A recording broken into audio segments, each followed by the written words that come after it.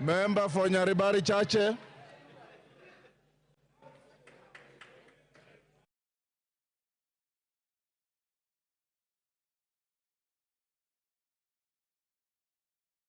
Mike.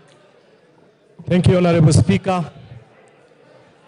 Honorable Speaker, a time has come as a godly nation to make decisions that will impact positively on the lives of the 55 million plus Kenyans.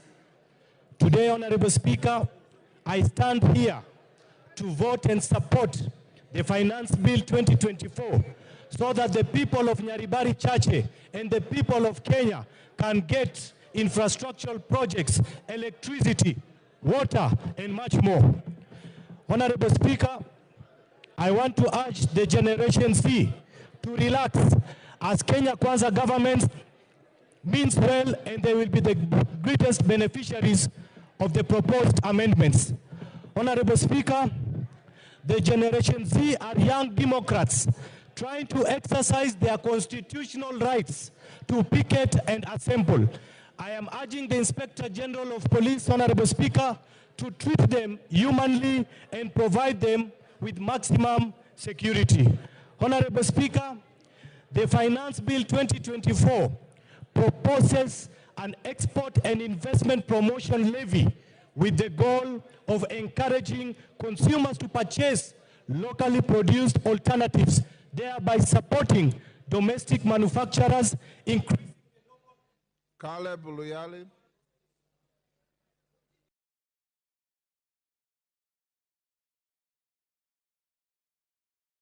Thank you, Speaker. Finally, I got a chance.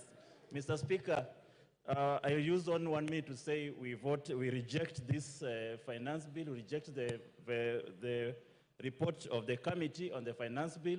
Mr. Speaker, a German social constructivist once said, Alexander Wendt, he once said that anarchy is what the states make of it. Mr. Speaker, this government is going to create anarchy in this country.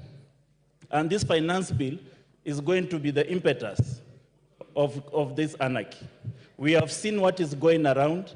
We have seen every town in this country is occupied. And very soon, members of parliament, their homes are going to be occupied. We cannot sit here and pretend that everything is normal outside. Mr. Speaker, I want to urge my colleagues on the other side, you have a few minutes to change your mind. We must reject this finance bill. Gigi Kagombe.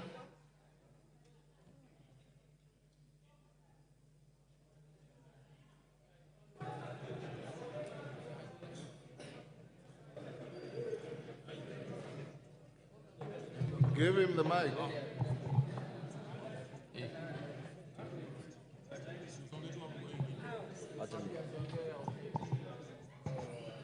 Thank you, Speaker. I stand to support this Finance Bill 2024 because, Mr. Speaker, we have a responsibility as a House to create employment for the people who are out there demonstrating. Mr. Speaker, we also have a responsibility to make sure that we give the right information to the young people of this nation. In as much as they elected us and we listen to them during public participations, we also have a responsibility to tell them the truth. Mr. Speaker, for the people who are lying in Gatondo Hospital and for the doctors who are going to treat them, I vote yes. Mr. Speaker, for the tea farmers who are in Gatondo now and other places, I vote yes. For the JSS teachers, I vote yes.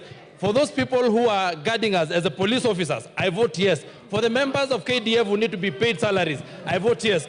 For the people that we need to create employment and to create manufacturing in this nation, we are asking that we introduce excess duty on products that are gotten from other countries so that we support our economy. Those people who are out there need jobs. In fact, those people who are being mobilized because they do not have jobs. We have a responsibility to create jobs for them, Mr. Speaker, and we shall not create. Thank you. Member for Kajiado East. Yes. Mai. Give him the mic. Yes.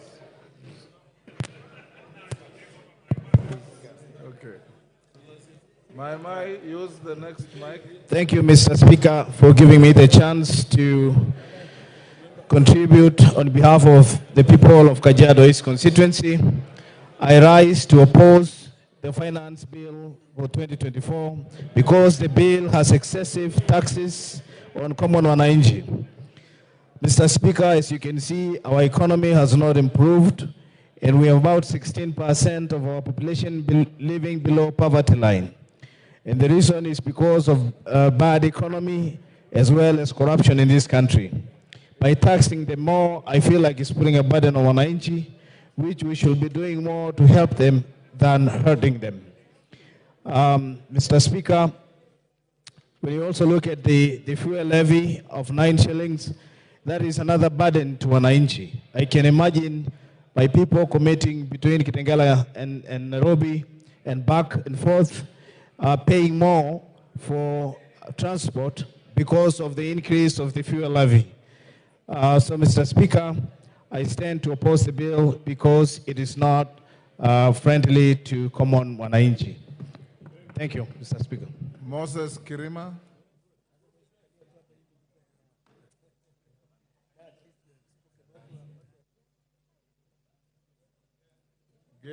Thank you, Mr. Speaker, sir, for giving me this opportunity to contribute to this bill. Mine is that by the time when this bill came originally, it was too bad and it was punitive to the people. And my people had instructed me that if it was to be as it was, I was meant to oppose it.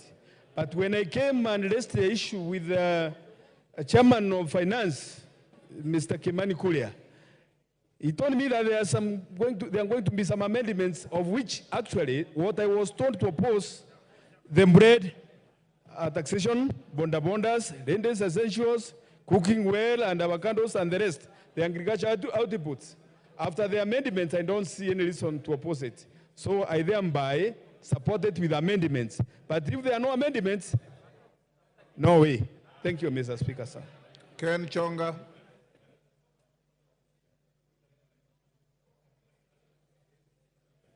Thank you, Speaker. From the outset, Mr. Speaker, I stand to oppose this bill. Mr. Speaker, by the mere fact that the drafters of this bill were thinking of taxing bread,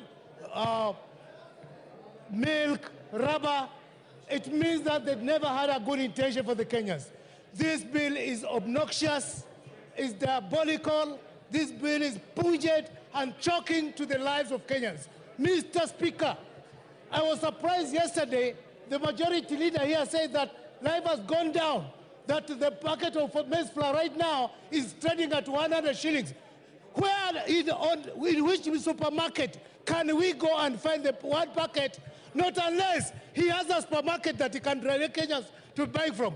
Finally, Mr. Speaker, by mere fact of adding 9 shillings to petroleum products, it is implying, therefore, the entire economy is falling down. Everything in the economy depends on fuel, and for as long as we have the price of fuel, everything is going to spiral up. Mr. Speaker, I stand to oppose this bill. Thank you. Janet Sitianei, member for Turbo. Thank you, Honorable Speaker, and I stand to support this financial bill 2024, Honorable Speaker, with amendments. Honorable Speaker, I support this proposed bill as one of the revenue-raising measure with proposed amendments because it's going to give Kenyans an opportunity to receive their due development. They are going to get electricity, the schools infrastructure, bursary. Farmers are going to get subsidy, increased milk prices. The sugarcane farmers are going to get their pending arrears. School-going children are going to be fed. Elderly people are going to get cash transfers. Honorable Speaker, this bill is has also listened to proposals that are going to reduce what the wananchi were worried about. The VAT on sugarcane transportation, the removal of 16% on bread, removal of exercise duty on, protect me, Honorable Speaker. This bill proposals are going to see that VAT is removed on bread, there is exercise duty removed on money transfer, there is also VAT removed on sugar. Yes. Engineers Zengu. Thank you, Mr. Speaker, for giving me this opportunity. I have waited from yesterday, but I want to say from the onset that I raised to oppose this Finance Bill 2024, and there are many, many reasons why I am opposing it. But one of the reasons is that it is increasing, or it is putting a levy on clinker, which is an imported component of cement. And yes, Honorable Junet, what is it? Speaker. What is Speaker. it? Order. Kachili bwana. Speaker. Mr. Speaker. Yes. I wanted to seek your indulgence, Mr. Speaker. Mr. Speaker, as you are aware, to those who are in Parliament, there is time for everything. Order, members, I can't hear clearly. Go ahead. Mr. Speaker, as you're aware in Parliament, there is time for debate, and then there is time for voting. Mr. Speaker, some of our members here on my side took early lunch. They are taking lunch by 10 a.m., I think, ugali and nyama. And they have come here so that their vote can count, Mr. Speaker. So, Mr. Speaker, having debated this bill now extensively, I think we should go now to do our constitutional duty of voting, Mr. Speaker, so that Kenyans can know which direction we are taking, Mr. Speaker. So, Mr. Speaker, I seek your indulgence to call the mover to reply, Mr. Speaker. Thank you, Honorable Junet. Let Nzengu finish. I had an intention of giving Rosi Museo. Then I will call the mover to reply. Thank you, Mr. Speaker. Mr. Speaker, from the Finance Bill 2023, it is reported that the road maintenance levy was not collected enough because of increment in the price of the petroleum product. This year, Honorable Speaker, the same mistake is being repeated. We know that from Finance Bill 2023, the price of cement went up, the price of steel went up because of the export promotion and investment levy, which is unnecessary because it is meant to promote monopoly in the industry. The same people that produce cement are the same people that are producing steel, and that is why the cost of construction has gone up, and being a deterrent to a lot of Kenyans from constructing their houses or their property. So, Mr. Speaker, I want to say that I want to reject the proposed bill totally and as a whole. Thank you. Women Rep Muranga. After that, Rose Museo, then the mover be ready to reply. Okay.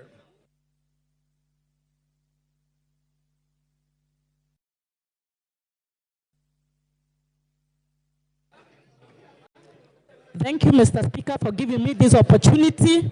I rise to support the bill, and I will vote yes for the bill. Voting for this bill, we are voting for real issues, Mr. Speaker, not for the negative things that have been said in the media to whip emotions. Mr. Speaker, voting for this bill is voting for 6.8 billion for coffee cherry fund. Mr. Speaker, voting for this bill is voting for 46,000 JSS teachers who are internship to be put in the payroll to be employed. Mr. Speaker, we are here to tell our brothers from the opposition that we don't need to whip emotions, and we know who are the sponsors of the ongoing mandamano, and we revisit after the bill. Thank you, Mr. Speaker.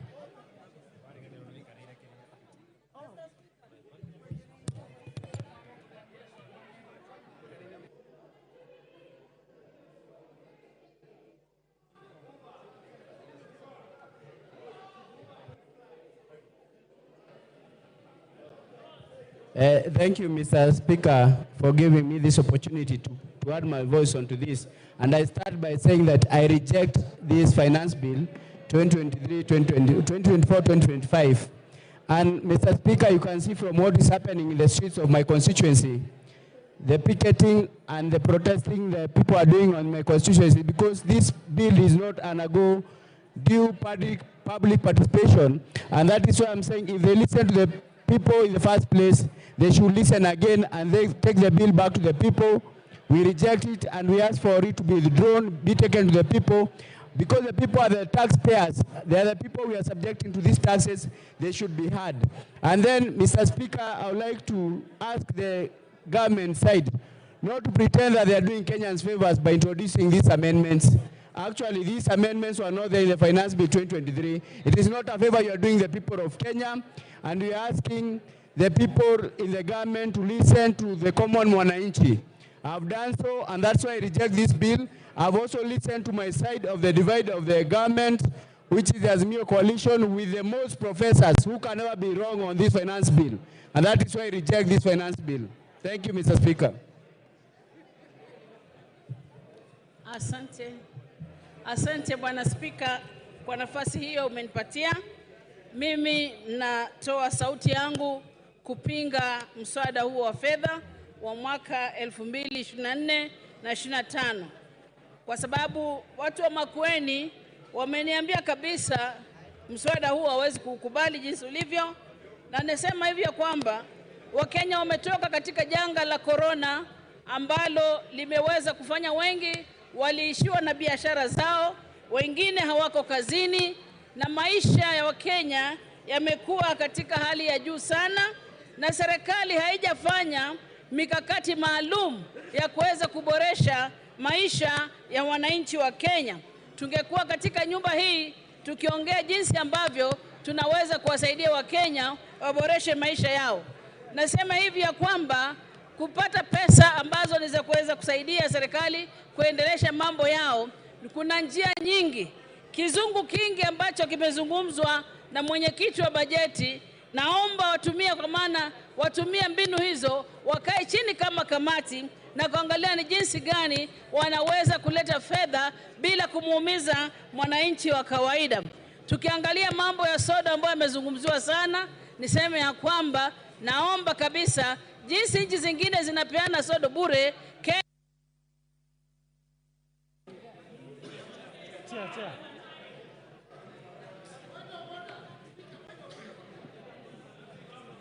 Yes, Honorable Kimilu. Honorable Kimilu. Speaker, is it in order for you to deny me a chance to reject this finance bill? Because I've been here since just a day, and you not give me any chance, but I reject this bill, Mr. Speaker.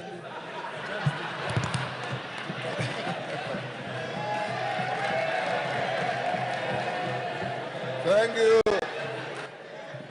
Honorable Kimilu, order. You have rigged yourself to the Hansard.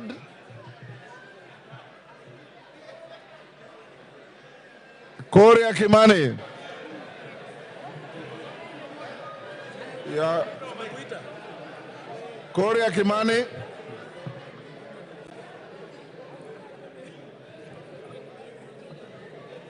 Thank you very much, Honorable Speaker.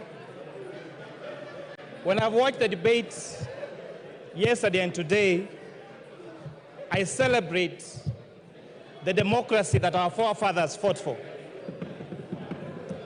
That Kenyans across the political divide can sit down for hours on end and discuss issues of this country. And as it has been said, the conversation on our country is no longer about our communities, it is about of how to grow our economy and our country. When we have differed on the how, not on the what we need to do as a country in order to become a growing economy. But Honorable Speaker, sadly, this debate has been skewed in a different way because of the fallacies and the lies have been told.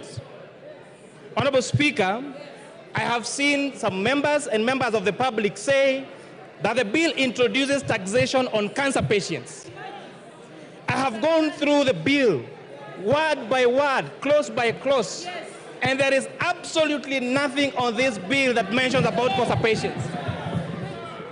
These falsehoods to emotionalize our members of the public is immoral, is wrong, and it is very distasteful. We have seen a lot of contestation, especially by our young people, that there is introduced taxation on digital content creation. Honorable Speaker, this is far from truth. In fact, the bill proposes to exclude content creation that does not lead to money generation. The rejection of this bill will make our content creators worse off than they are in the current provisions of the law. The current provision of the Finance Act talks about content creation even when it is not monetized. The bill proposes to delete content creation that is not monetized, and that is a fact of the matter. So for our content creators, rejection of this bill means that you'll be worse off than we were last year or that we were in the moment. I've watched the debate on sanitary towels and diapers. Honorable Speaker, I grew up during napkin times when children used to be napped with napkins. And I've seen how diapers has revolutionized and modernized our women. A few years ago, Honorable Speaker, the quality of a good mother and a good wife was known by how well she washed the napkins for her children. They used to soak them at night with jik, with hot water, and tire their hands to wash them white. And when neighbors would pass, they would watch how white they are, and the quality of that wife and mother was based on how white those napkins are. Therefore, where we are in diapers, we have greatly revolutionized and given dignity to our wives and to our mothers. What this bill proposes is to give them more dignity by making them use diapers and sanitary towels that they can be good quality, that are affordable, and we can sustain their safety. Amen. That is why we are saying that let us use our own locally manufactured products. Yes, Honorable Speaker, how much do we hate ourselves as Kenyans that we demonize our capacity to manufacture here locally?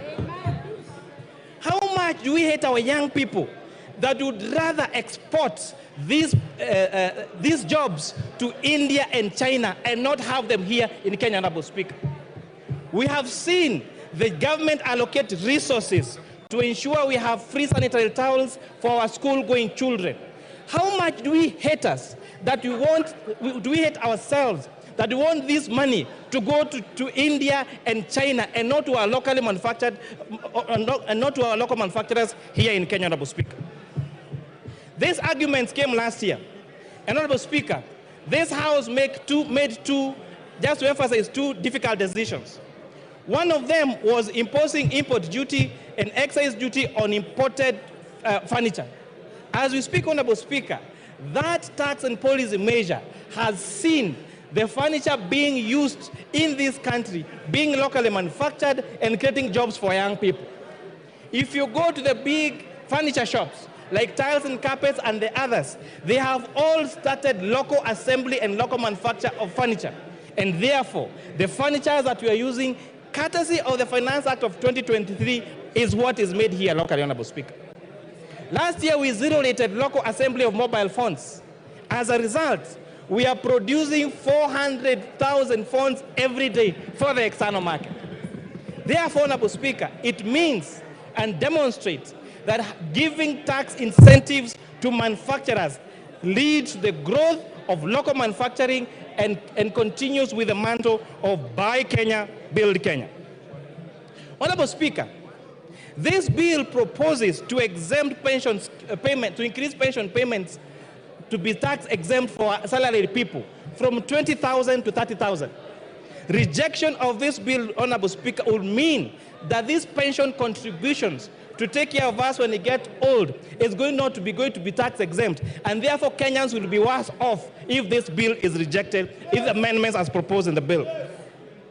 On pay as you earn, Honorable Speaker, all statutory deductions, which are housing levy, chief, and NSSF, have been proposed in the report of this committee to be tax allowable for pay as you earn. Rejection of this bill as amended by this committee would mean that our salaried Kenyans will have less disposable income to take home if this bill as amended is going to be rejected.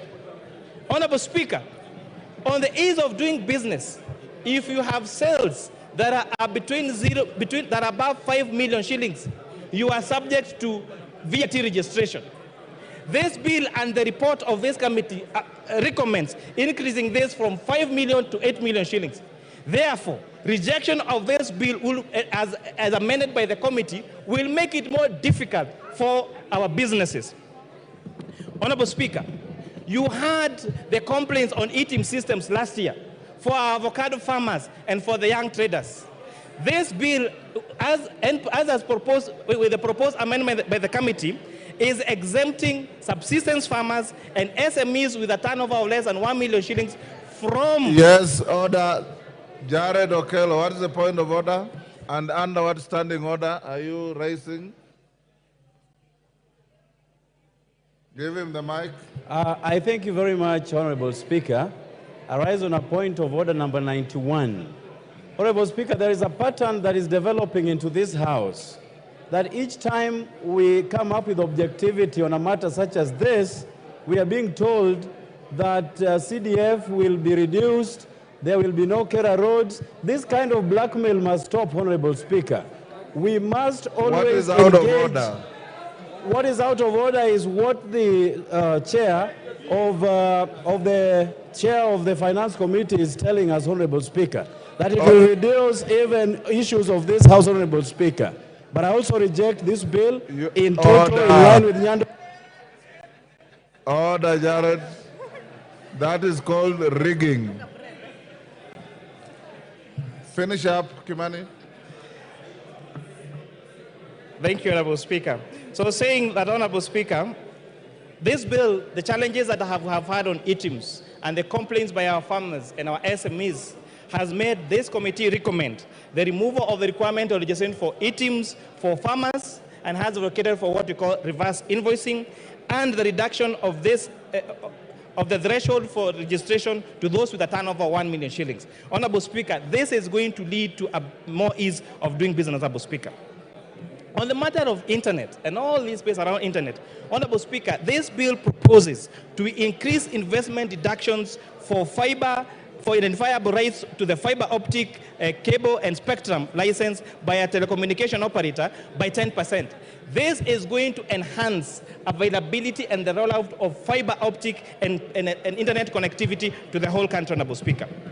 Lastly, I know the generation behind us is used, their quickest mode of communication is platforms like TikTok and Instagram. Honorable Speaker, if you check that platform, the reels are very short, and therefore the way of communication is sensationalized. I'm really urging our young generation, the people that are calling me on my phone, I took my lunch break yesterday and my lunch break today to return all the calls I got to my phone.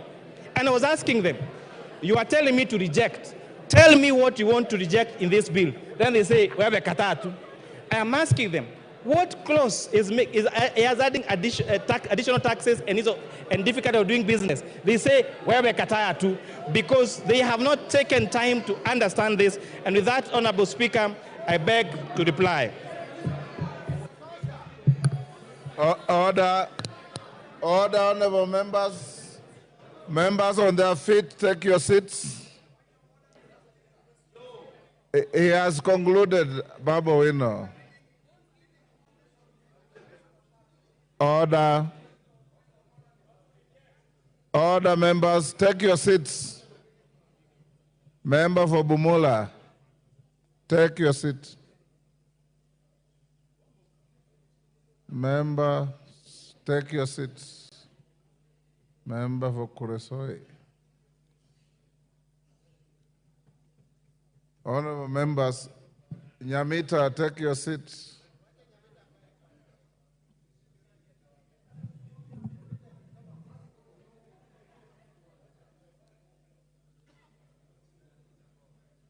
Honorable Nyamita, you can't be strolling around the house when you are being told to take your seat.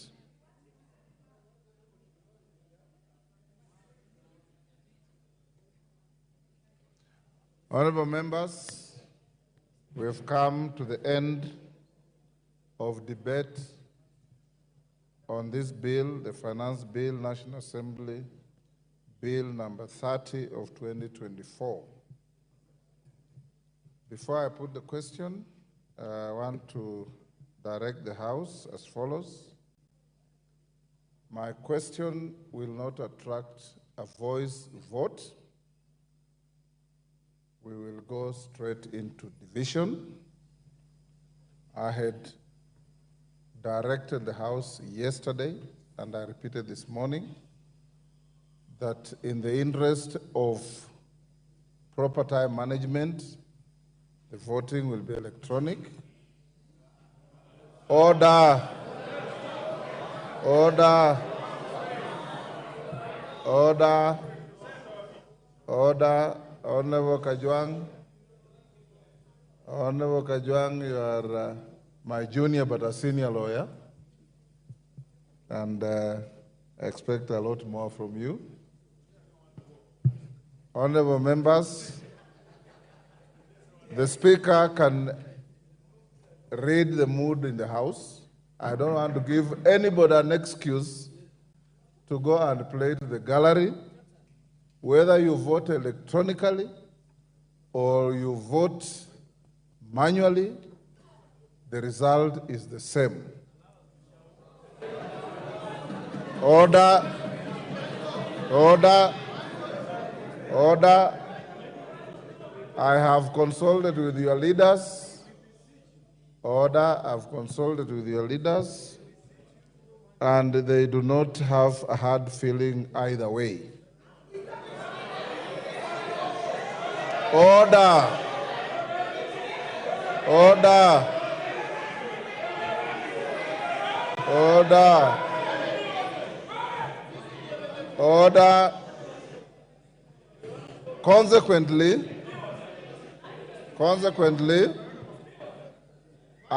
I'll put the question. I'll direct thereafter the division bell to be rung for 5 minutes.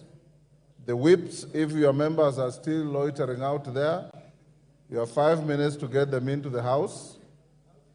Within the 5 minutes, the whips on either side bring your two tellers, and we will then close the bar and go into manual voting.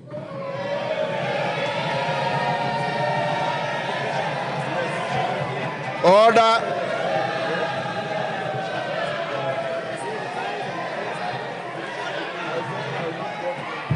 Order. Order, honorable members. Order.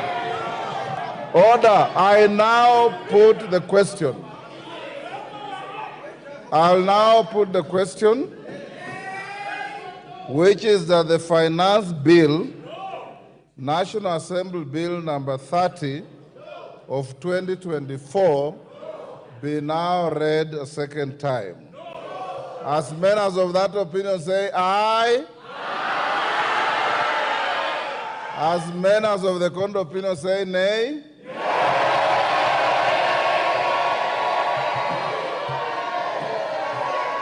Order. Order. Order. Order, honorable members. Order. Take your seats. Take your seats. Order, honorable members. Take your seats. You are being disorderly. Before even the Speaker announces the outcome of the voice vote, you are on your feet, claiming a division meaning you are claiming that you have lost. All right?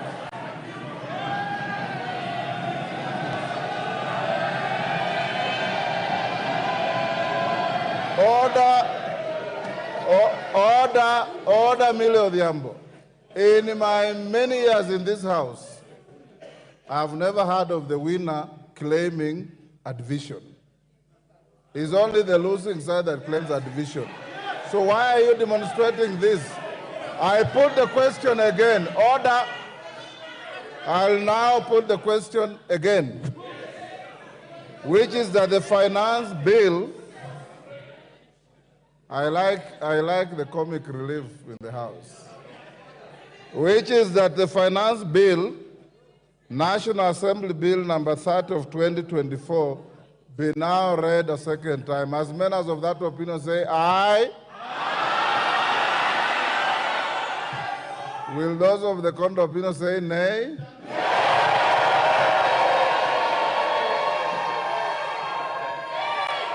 The ayes have it.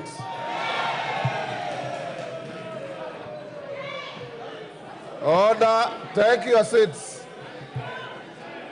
Take your seats. Take your seats.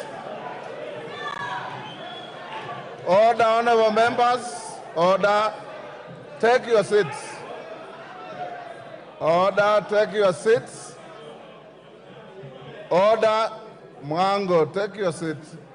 Honorable Mwango. The claim for a division is overwhelming. We don't need to count.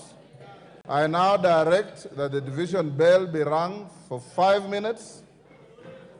Junet and Osoro provide 2 tellers each. And after 5 minutes, we'll cross the bar and go to a roll call vote.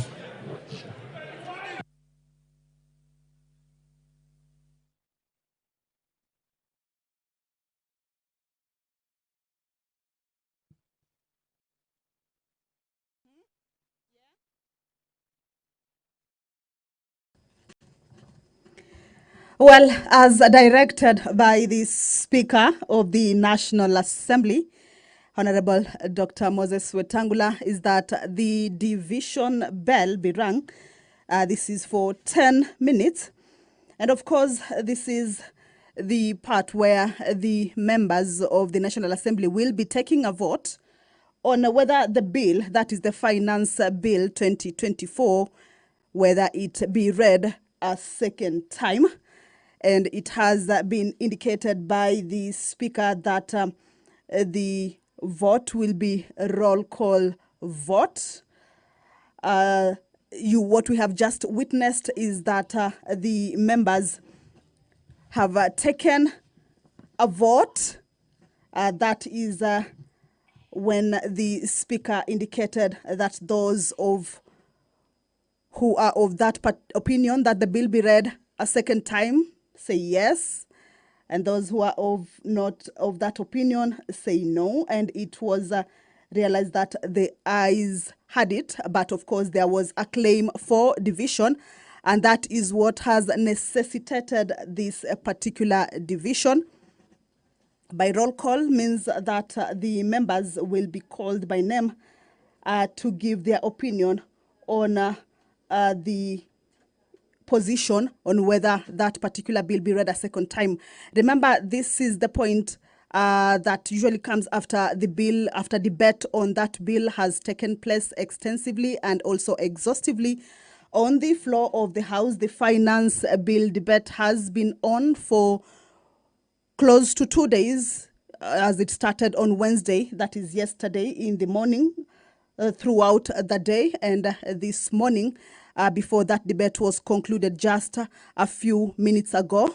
And the next stage is for the bill to be read a second time for it to be able to proceed to the next stage. That is for consideration of the amendments at the committee of the whole House stage.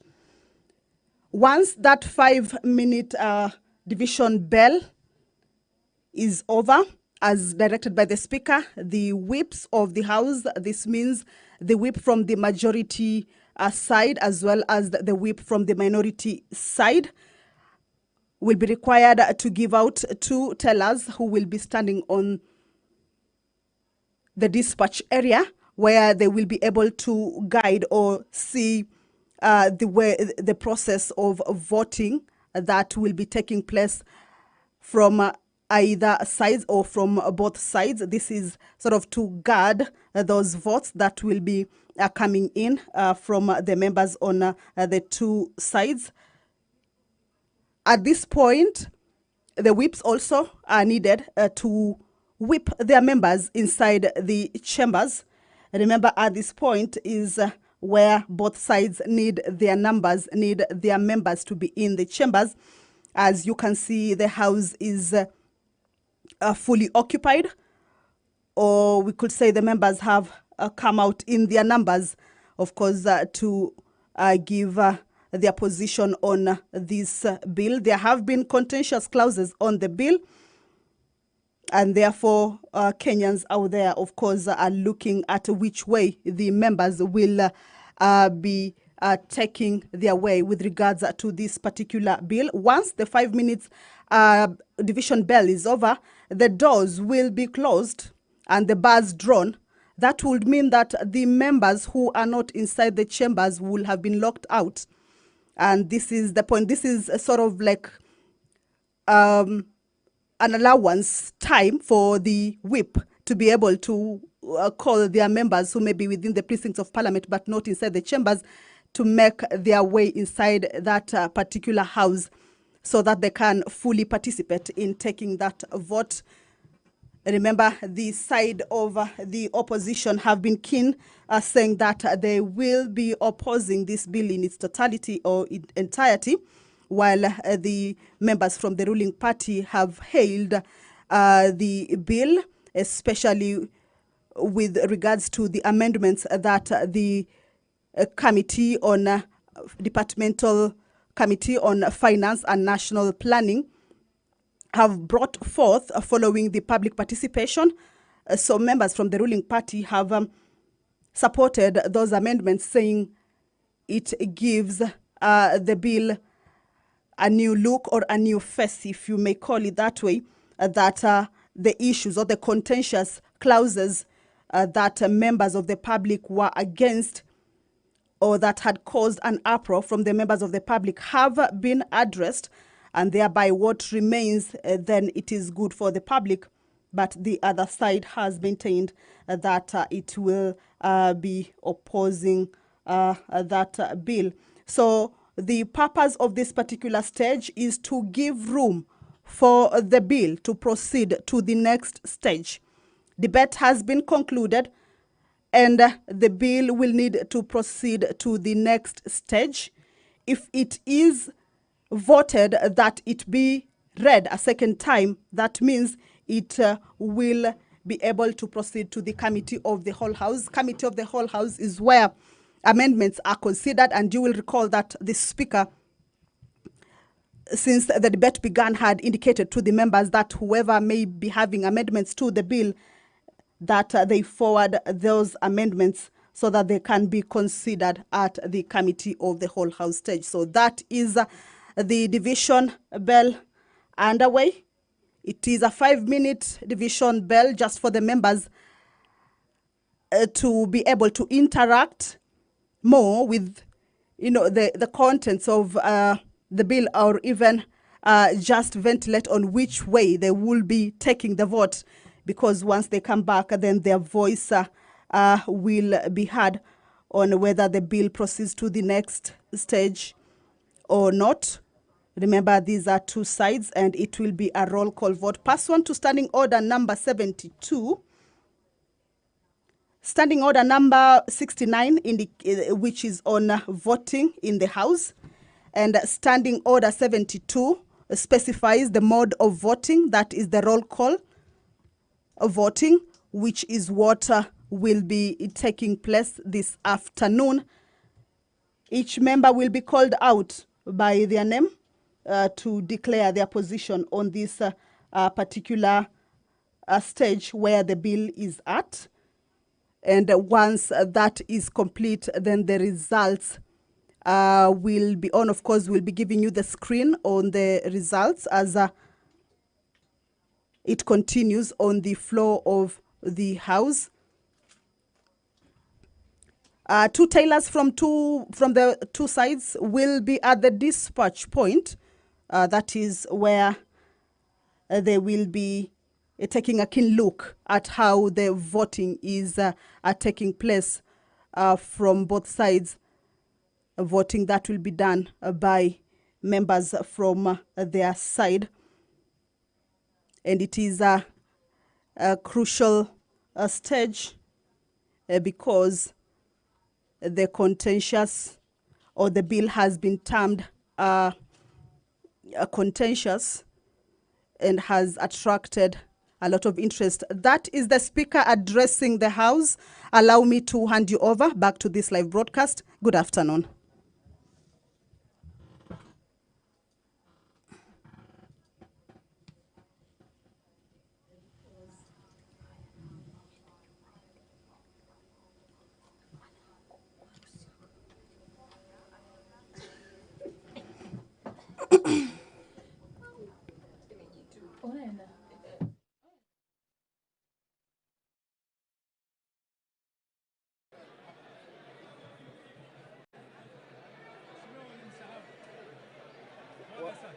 Wakubwa wenu walisema tufunge. Oh, sorry. Sits.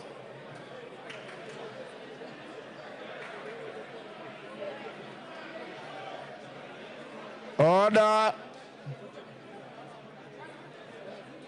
Honorable members, take your seats.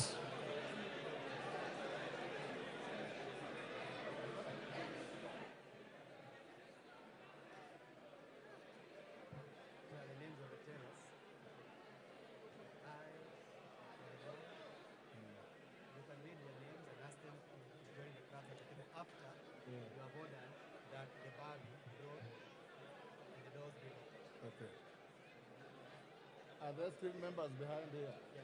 Are there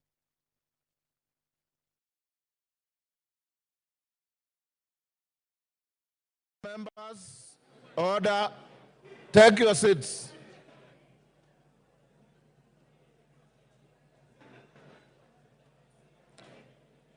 Honorable members, take your seats. Honorable Madenga, take your seat. Take your seats.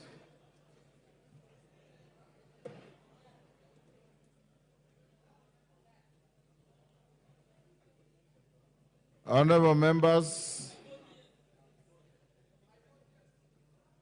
take your seats. I now order that the bars be drawn.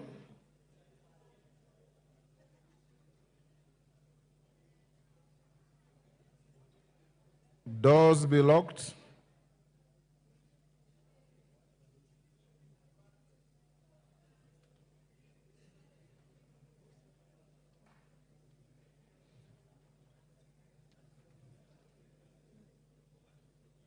Do I put the question again before the start?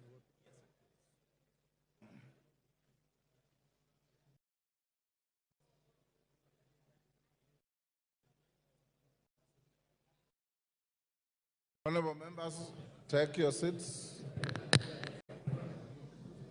Honorable members, take your seat. Johanna.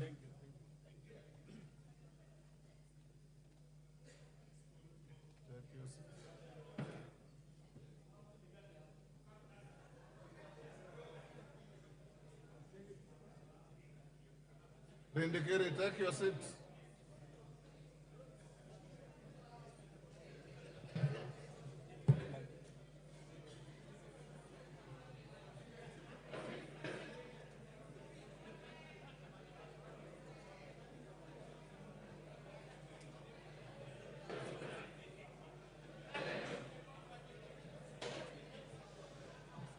Order. Order, honorable members. Honorable members, the following have been appointed by the whips as tellers. For the ayes: Robert Bukose MP, Eric Wamumbi MP. For the noes: Julius Mawathe MP, Jared Okello MP. The vote available to each member is ayes, which is yes, nays, which is no, and the third vote is abstention. Those of you who wish to abstain, you record your name at the clerk's desk when you are called, or when you shout that you abstain. I'll now, pardon?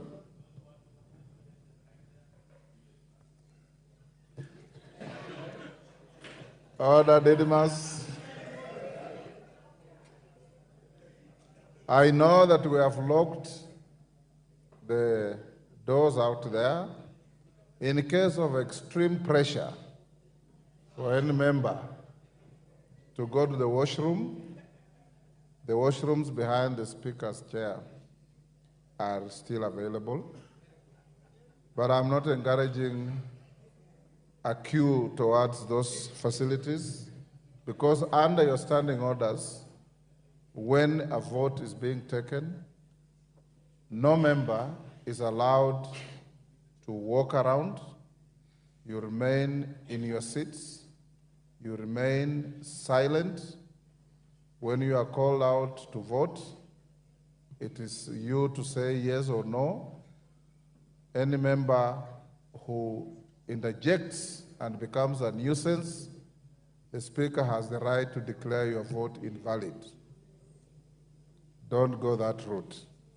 I now put the question once again, as is required by the standing orders, which is that the Finance Bill, National Assembly Bill number 30 of 2024, be now read a second time. Clerk, you can start with the roll call. And members, when you are called, if you maintain silence, you have your microphones, and some of you have got very loud voices because your vote is not necessarily going to the Hansa. You can shout from where you are, and there will be nobody required to assist anybody in shouting. Every individual is voting on their own. And I repeat, if you engage in the kind of conduct my brother from Budalangi normally does, your vote will be declared invalid. Order. Clerk, can we proceed? The tellers. Order, Honorable Angela. Take your seat, my brother. Ainab Koi, Chepkonga Kiprono Samuel,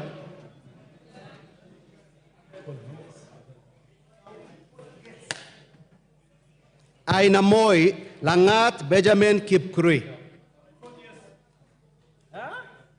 Aldai Kitani Marian Jebet, Alego Usonga Atandi Samuel Onunga, Awendo Owino John Walter, Bahati Mrembo Irene Njoki, Bahati Mrembo Irene Njoki, Balambala Shurie Abdi Omar, Balambala Shurie Abdi Omar,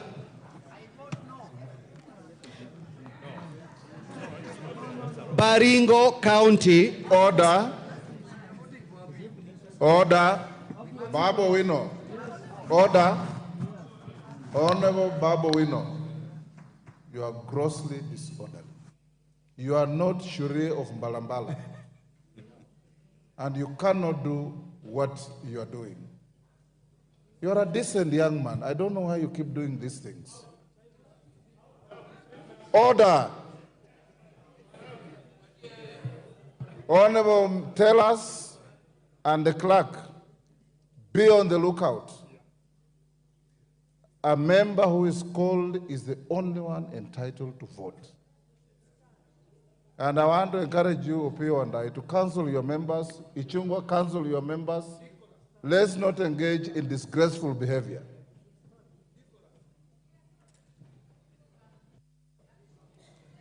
Baringo Count.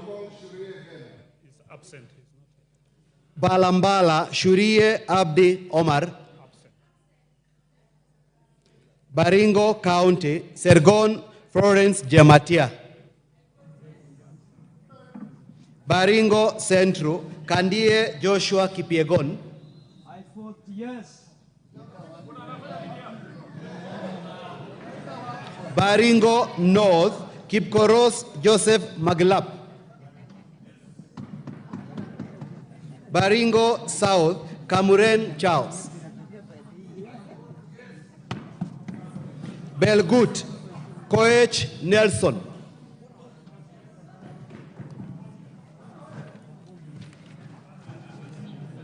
Bobasi, Momanyi Innocent Obiri.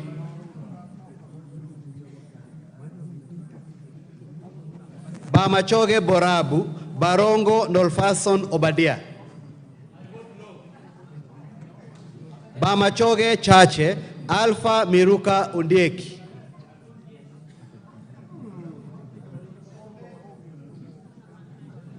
Bomet County, Bomet County, Lynette Chepkoril.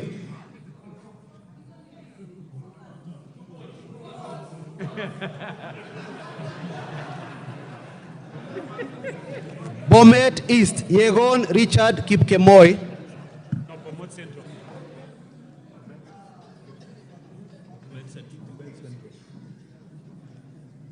Bomet Central, Kilel Richard Cheruyot.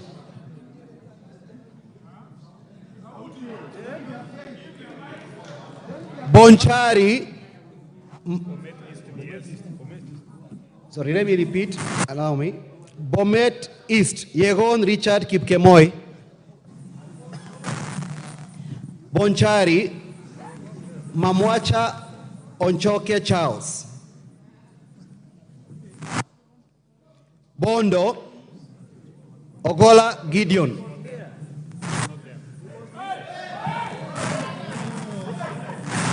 Bondo, Ogola Gideon Ochanda. Borabu. Order. Order, members. No cheering. There's no vote that attracts any cheering. Remain silent. Borabu, Osero Patrick Kibagendi. I vote no. Budalangi, Wanjala Rafael Sauti Bita. Bumula, Wamboka Nelson Jack. Bungoma County, Wabilianga Catherine Nanjala. Bura, Yakub Ado Kuno. Bura Yakub Ado Kuno. Bureti Komingoi Kibet Kirui. Busia County, Omanyo Catherine Nahambi. Butere Mwale Nicholas Tindi. Butula Oyula Joseph. Buuri Muruidhania Rindikiri Mugambi. Centro Imenti Kirima Moses Ngochine. Changamwe Shimbwa Omar Mwinyi. Shebalungu Koech Victor Kipngetich. Cherangani Barasa Patrick Simiu. I vote no. Chesumei Diego Paul Kibichi. Chuka Iganga Ngombe Ntwega Patrick Munene. Dadaab, Farah Maalim. Dagoretti North, Elachi Beatrice. Dagoretti South, Waweru John Kiarie. I vote yes. Eldama Ravine, Order, Sirma. Order, clerk. Order, Honorable Junet. In the course of voting, the House does not entertain anything else. No points of order, no moving around. The tellers and the clerks are not complaining. They are okay. So, order, honorable members. Order. You have given these 4 honorable members a responsibility to guard, to oversee, to protect your vote. Trust them. Any member who has a stress in his voice or her voice and needs a mic, is a portable mic, but continue the way you are doing. Eldama Ravine, Sirma Musa Cherutich. Eldas, Kinan Adan Welie. Elgeo Marakwet, Jepto Ngerechei Caroline. Embakasi Central, Gadiro Majadong Benjamin. Embakasi Central, Gadiro Majadong Benjamin. Embakasi East, Babu Owino Ongili. Babu Owino Ongili.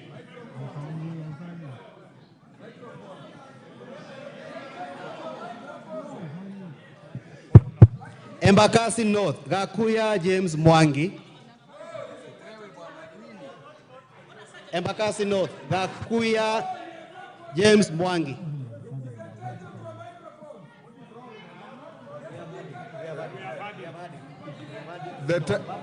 Order. The tellers say they have had you vote no. So why do you want the microphone again? Take your seat.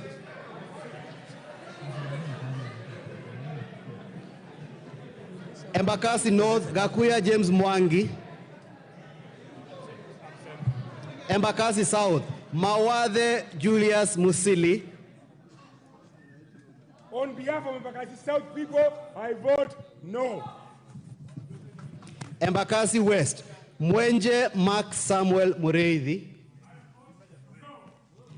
Embu County, Double N Pamela Njoki.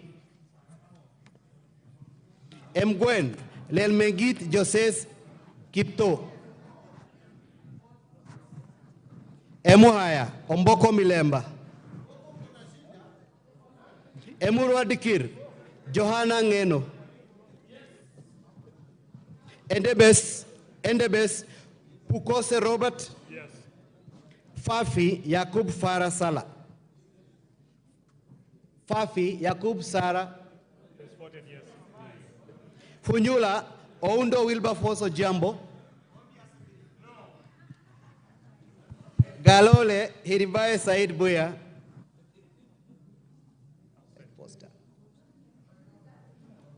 Ganze Tengule Charo Kenneth Kazungu.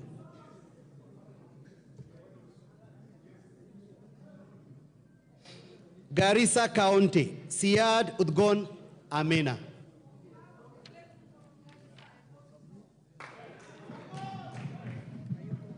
Garissa Township, Baro Deko Mohammed. Garsen, Guyo Ali Wario. Gatanga, Moreu Wakili Edward. Gatundu North, Kururia Njoroge. Gatundu North, Kururia Njoroge. Gatundu South, Kagombe Gabriel. Game, Elisha Odhiambo. Gichugu, Githinji Robert Gichimu. Gilgil, Mother Wangari. Githunguri, Wamuchomba Gadhoni. Hamisi Gimose Charles Gumini. Where is he? Hamisi Gimose Charles Gumini. Homa Bay County, Bensuda Osogo Atieno.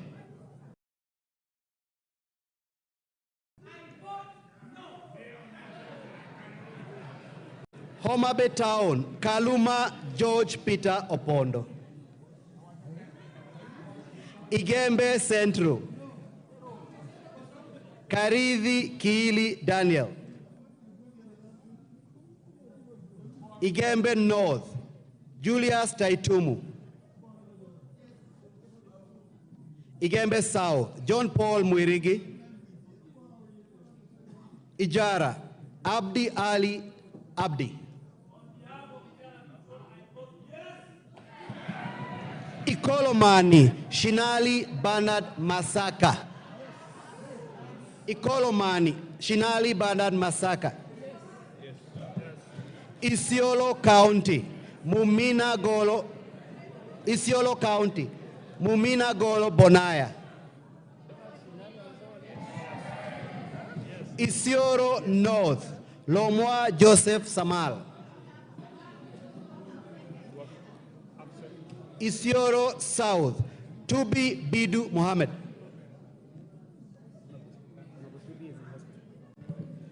Honorable members, your colleague, Honorable Tubi of Isiolo South, is recuperating in Nairobi Hospital. I talked to him this afternoon. Let's pray for him. There is no vote for him. Go. Jomvu, Badibadi Twalib. Juja, Koimbori George. Juja, Koimbori George.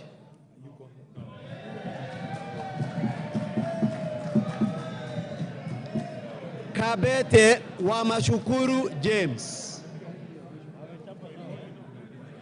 Kabete Wamashukuru James.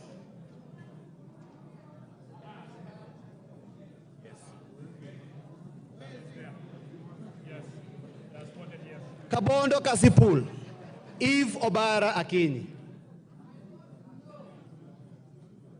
Kabuchai, Kalasinga, Wekesa Majimbo.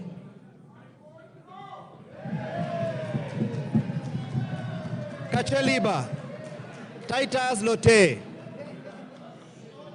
Kacheliba, Titus Lote. Kaiti, Kimilu Joseph Kivinda. Kajiado County, Sankaire Lea Sopiato.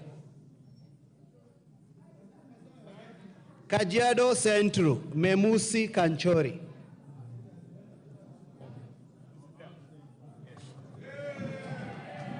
Kajiado East, Kakuta Maimai. Kajiado North, Onesmus Ngogoyo. Kajiado South, Sakimba Parashina Samuel. Kajiado West, Sunkuya George.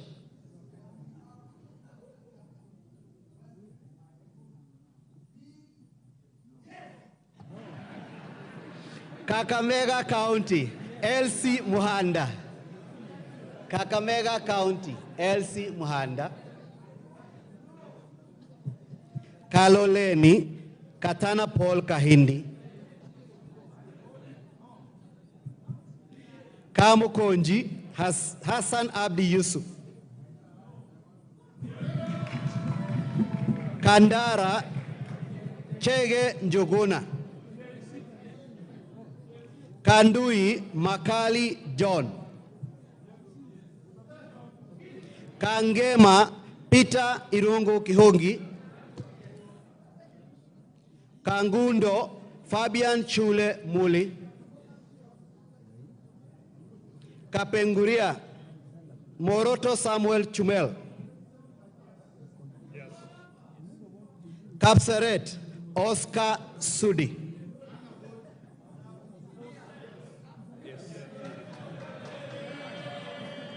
Karachuonyo Adipo Andrew Okwome.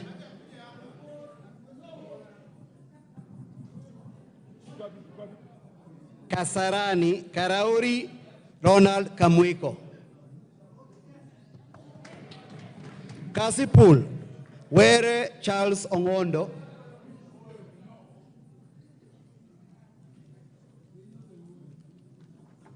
Kadiani Robert Mbui. Keio North Adams Kipsanai. Keio South Gideon Kemayo.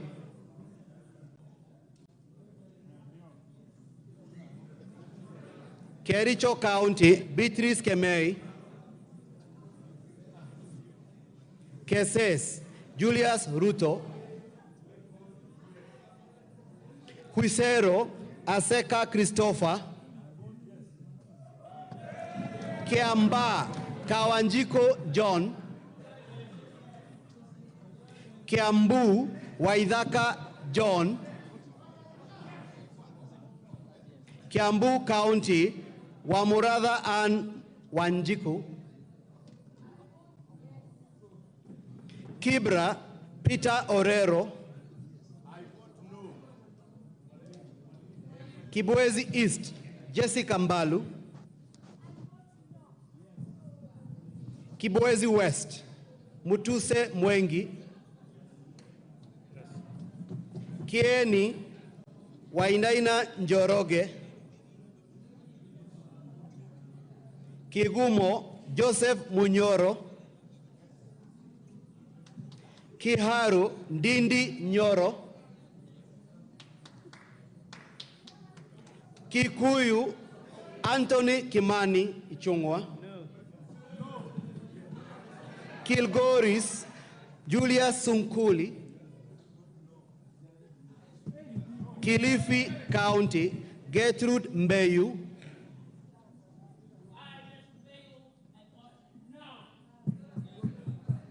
Kilifi North Owen Bayer. Kilifi South Richard Ken Chonga. Kilome Nzambia Kidhua. Kimilili Didmas Barasa Wekesa.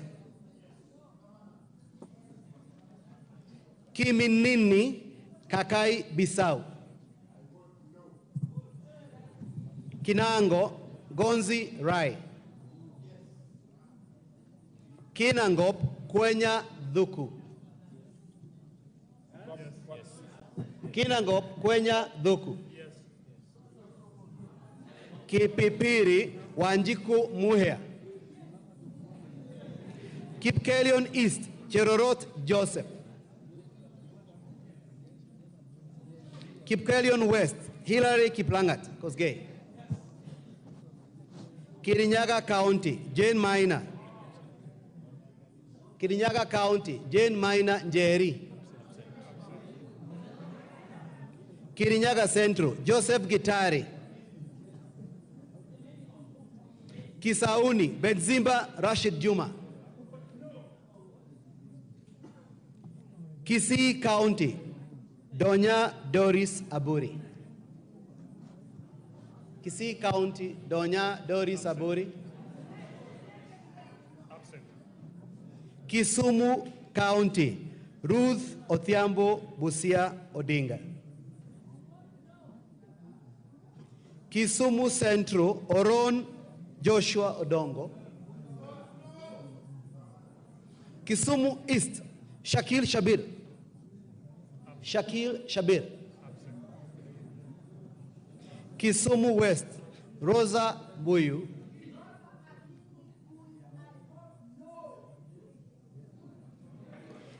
Kitui County Kasalu Irene Mudhoni.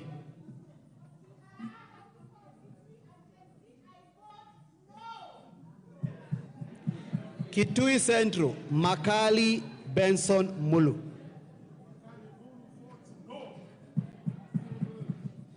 Kitui East Nimrod Mbai. Kitui Rural Mboni Mwalika. Kitui South, Rachel Nyamae Kaki. Yes. Kitui West, Edith Nyenze. Kitutu Chache North, Japheth Nyakundi Mokaya. Kitutu Chache South, Kibagendi Anthony. Kitutu Masaba, Gesairo Clive Ombane.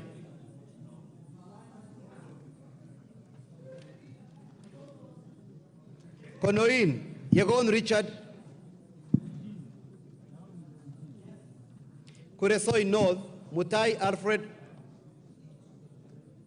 Kulesoi North, Mutai Alfred. Yes. Kulesoi South, Tonui Joseph. Kuria East, Kitayama Maisori Marwa.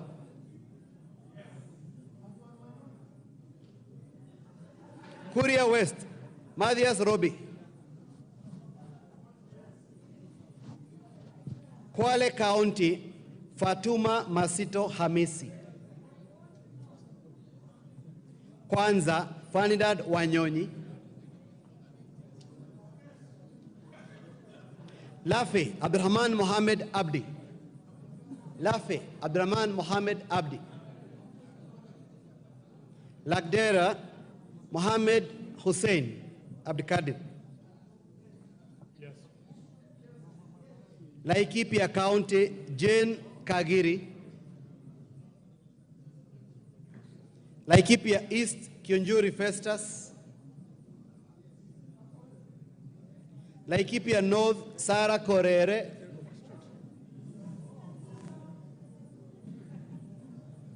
Laikipia West, Stephen Wachira Karani. Leisamis, Joseph Lekuton. Lamu County, Mudhoni Marubu. Lamu East, Rueda Obo. Lamu West, Stanley Mudama. Langata, Felix Adiwol Kothe. Lari, Kahangara Joseph. Likoni, Mishi Mboko. Likuyani, Innocent Mugabe. Limuru, John Chege Kiragu. Loima, Protas Akuja.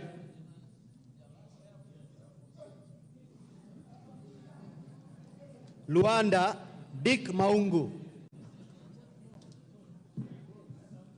Lugari, Nabii Naboera Daraja. Lunga Lunga, Chiforomondo, Mangale Munga. Lurambi, Titus Hamala Mkhwana. Mara, Kareke Mbiuki. Machakos County, Joyce Kamene.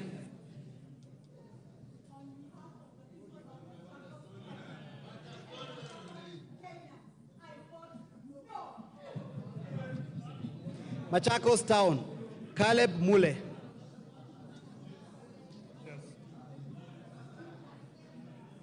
Yes.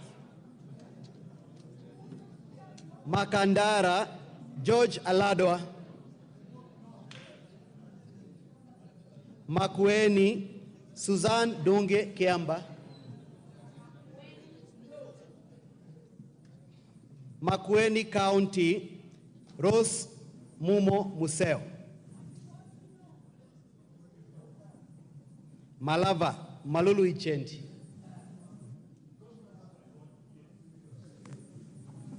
Malindi, Amina Munyanzi. Mandera North, Sheikh Bashir Abdurai. Mandera County, Umuhel Kasim. Mandera East, Abdurrahman Hussein Waitan Mohammed. Mandera South, Abdul Ibrahim Haro. Mandera West, Yusuf Adan Haji. Mandera West, Yusuf Adan Haji. Manyata, Mukunji John. Manyata, Mukunji John. Let him take again. No, let him take again. Yes. Not even again.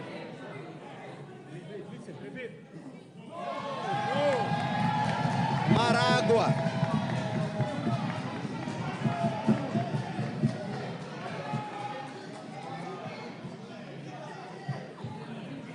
Maragua, Wamaua Njoroge.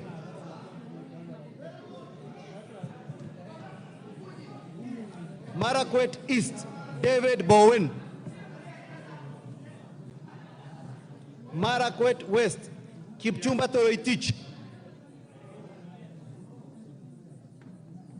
Marsabit County, Naomi Wako.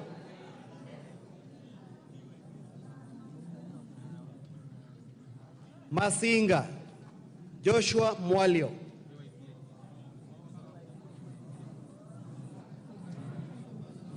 Masinga, Joshua Mwalio. Matayos, Joyfrey Odanga. Madare, Antonio Roach.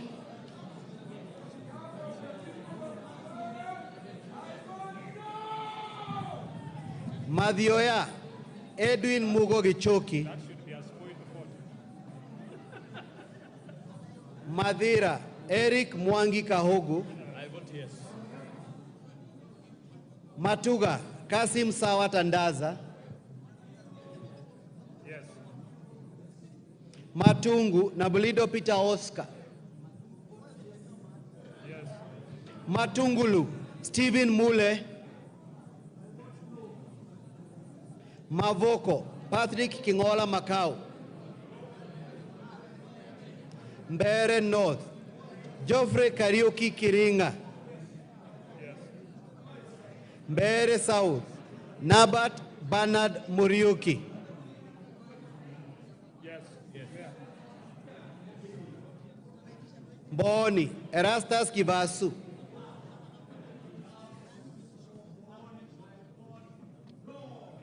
Meru County, Elizabeth Kailemia Karambu. Migori County, Fatuma Mohammed Zainab. Order members. Baba, we not go back to your seat. Go back to your seat. Honorable members, exercise some decorum. Junaid Mohammed, who is the chief whip of the minority, has not notified the Speaker of the change of any teller. Teller. And you also go through elections. Once you appoint accounting agent, he remains accounting agent to the end. Isn't that so?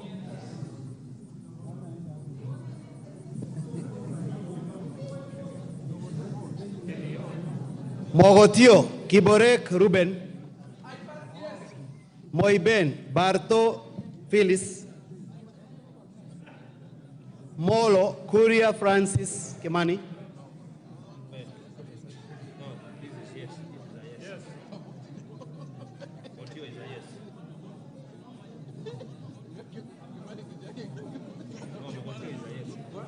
Mogotio, Kiborek Ruben. It was yes. No. Yes. Kiborek. Yes, it's a yes. Mombasa County, Zamzam Mohammed.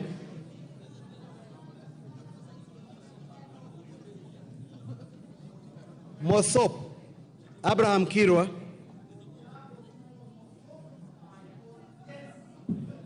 Moyale, Jaldesa Guyo. Msambweni, Salim Faisal. Mount Elgon Fred Kapondi, Muhoroni Koyo James, Bukurueni Kaguchia John, Mumias East Salasia Peter, That is a spoiled vote. Spoiled.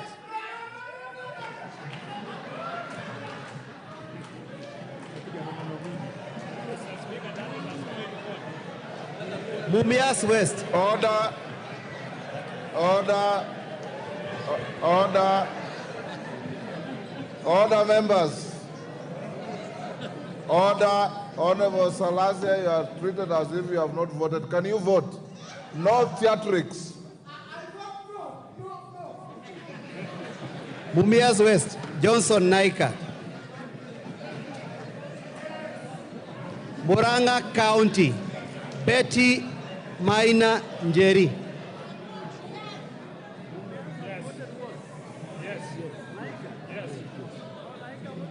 Mvita Machele Mohammed. Mwala Musioka Vincent Musau. Mwatate Peter Shake. Mwea Mary Maingi.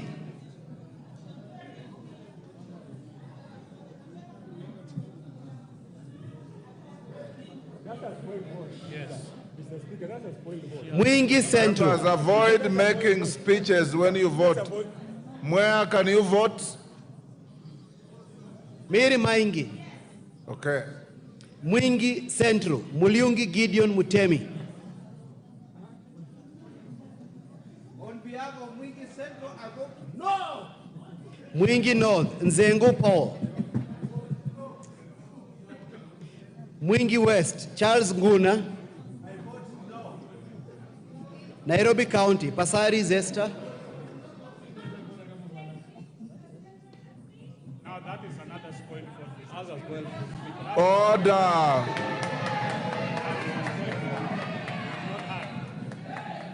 Naivasha, Jane Kihara.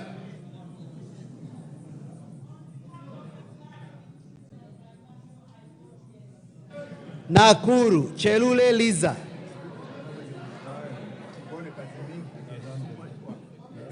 Nakuru Town East, David Gikaria.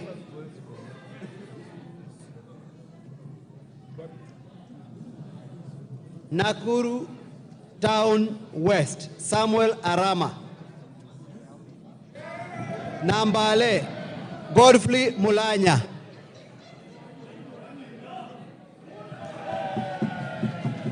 Nandi County, Cynthia Muge. Nandi Hills, Bernard Kitur.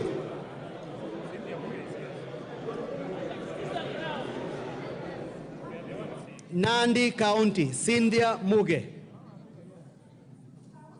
Nandi Hills, Kitur Bernard.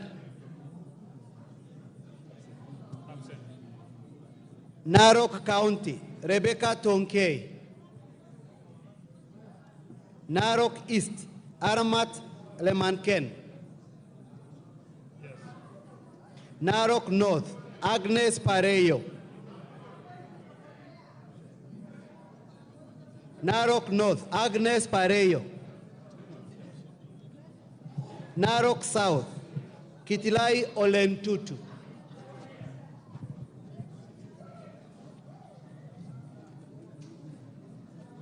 Narok West, Gabriel Tongoyo. Navajolo, Emmanuel Wangwe. Daragwa, George Gachagua. Ndiwa, Martin Peters Owino. Ndia, GK Kariuki Macharia. Njoro, Charity Kadhambi Chepkoni. Charity Kadhambi. Yes. North Hor, Guyo Ade Wario. North Imenti, Rahim Daud. North Mugirango, Joash Nyamoko. Nyakach, Aduma Joshua Owor.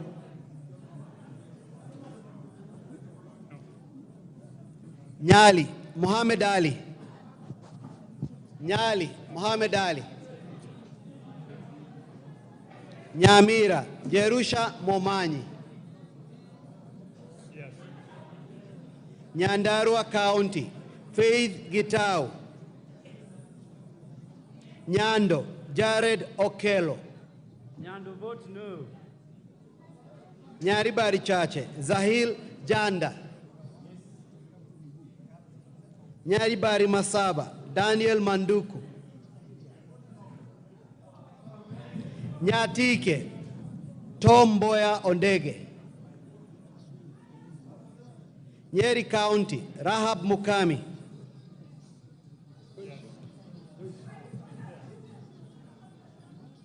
Nyeri Town, Duncan Madenge. Oljororok, Michael Muchira. Ol Kalau, Kiaraho David. Odaya, Michael Wainaina. Pokot South, Kosing David.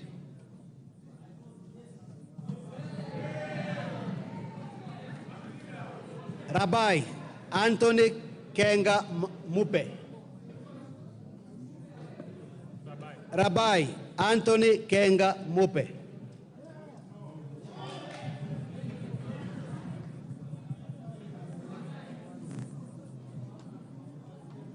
Rangwe, Gogo Lilian.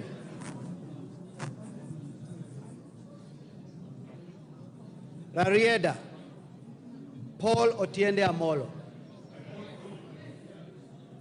Rongai, Paul Kibet Jebor. Rongo, Paul Abor. Roy Sambu, Mwafrika Kamande.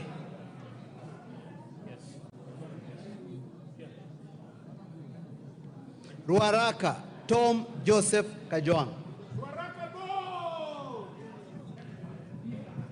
Ruiru, Simon Kingara. Runyenjes, Karemba Eric Muchangi. Sabatia, Sloya Clement Logova. Sabatia, Sloya Clement Logova. Saboti, Caleb Amisi. Saku, Dido Raso. Samburu County, Pauline Lengurus. Yes. Samburu East, Lekumontare Jackson Letoijoni. Yes. Samburu North, Letepila Dominic. Yes. Samburu West, Josephine Lesuda Naisula. Microphone. Josephine Naisula Lesuda. Mike. Give her the mic. Yes. I vote no. Seme, James Nikal. Seme, James Nikal. Sinyalu, Frederick. Chinyalu, Frederick Ikana. Yes. Ikana, yes. Seme, Frederick, sorry. Chinyalu, Frederick Ikana. Yes. Siaya County, Christine Ombaka. Sigor, Peter Rochakapong. Sigowet Soin, Justice Kemei. Sirisia John Waluke. Sotik Francis Sigei.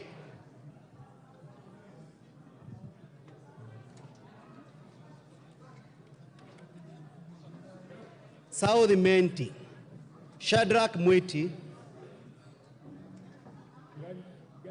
Shadrach Mwiti, Saudi Menti, South Mugirango, Silvana Sosoro, Soy David Kiplangat, Starehe Amos Mwago, Suba North, Millie Grace Odhiambo. Suba South, Karori Omondi. Subukia, Samuel Gachobe.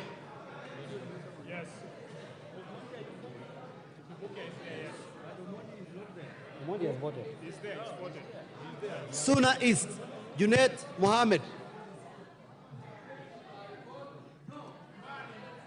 Suna West, Francis Masara.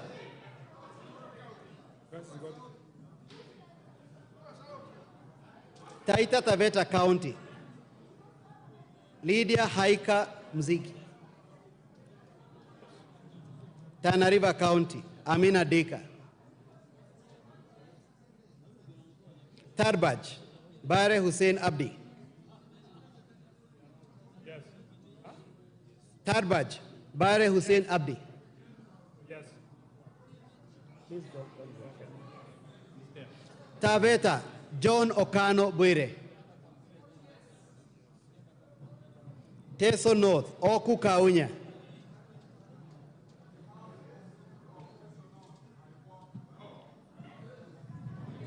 Teso South, Mary Amase.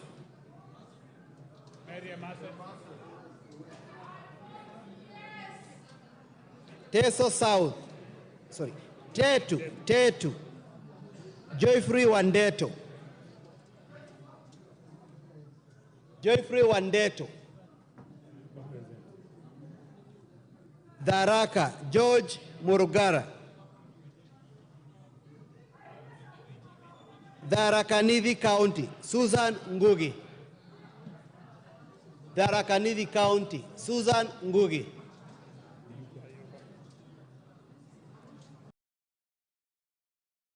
Thika Town, Alice Nganga.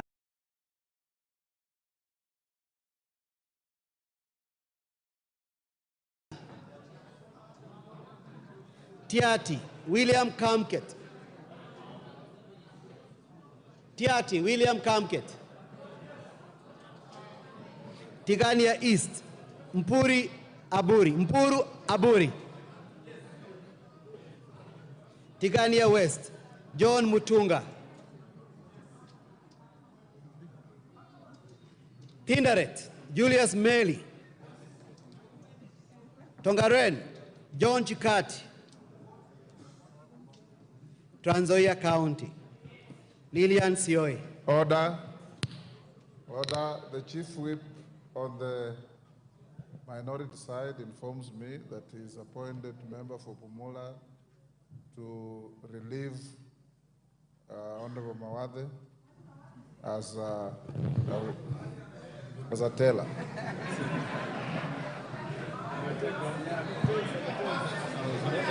Trans Nzoia County, Lillian Sioi.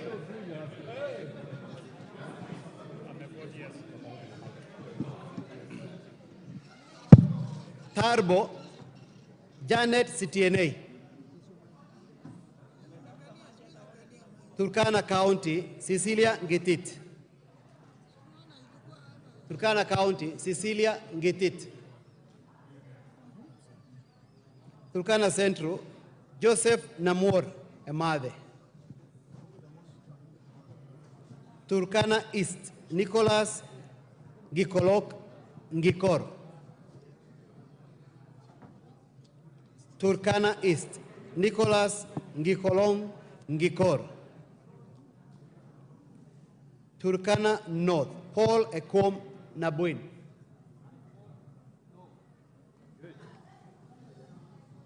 Turkana South, John Ariko.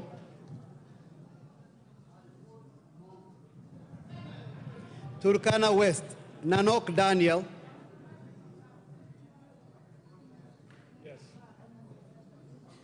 Uasin County, Gladys Boss. Gladys Boss. Ugenya, David Ochieng. Ugenya, David Ochieng.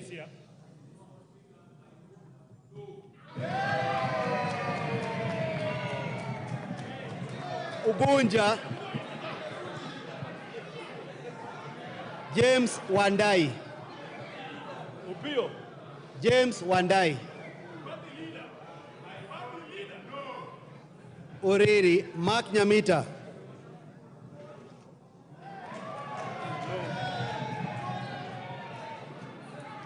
Vihiga, Ernest Kivai Kagesi. Vihiga, Ernest Kivai Kagesi. Vihiga County. Beatrice Adagala. Beatrice Adagala. Voi, Abdi Chome.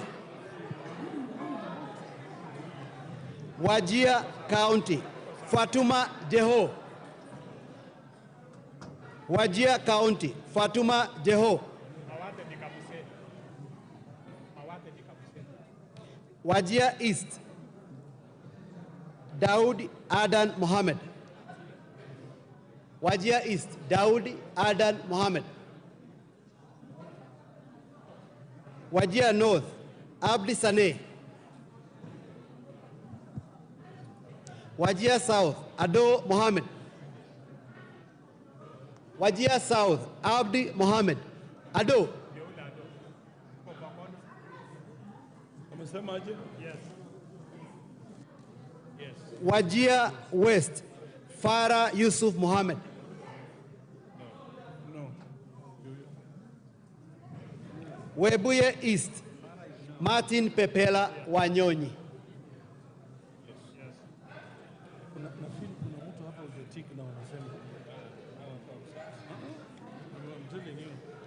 Abdi Daud Mohammed is out of the country.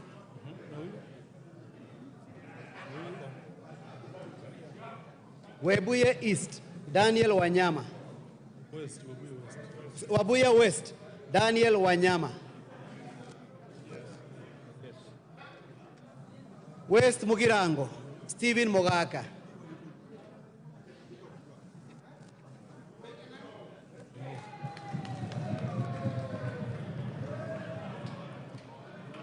West Pokot County, Rael Kasiwai Chepkemoi.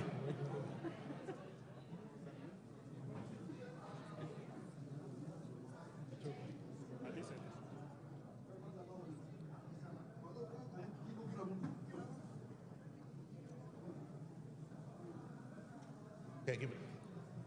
West Pokot, Kasiwai Rael Chepkemoi. West Pokot, Kasiwai Rael Chepkemoi. She's there. Yes. Yes. Yes. Westlands, Wetangula Timothy Wanyonyi. Wundanyi, Mwakuona Danson Mwashako.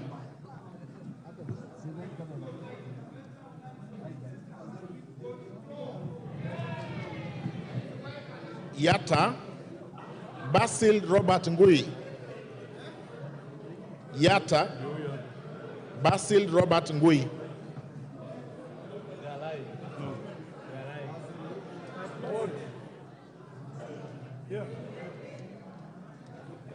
Ali Abdisirat Khalif.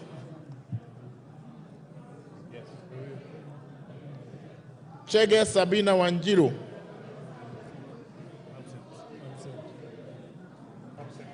Dina Joseph Hamisi. Harun Suleka Hulbale. Ikiara Dorothy Modoni. Iraya Joseph Wainaina. Koske Joseph Kipkemo.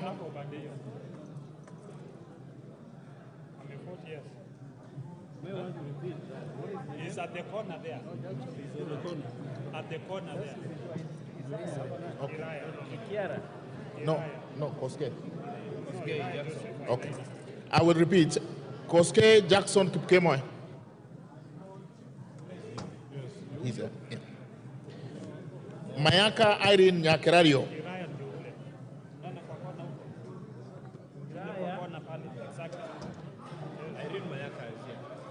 Mayaka Irene Nyakerario. Mpe mic. Vote. Sema tu. No, give her a mic.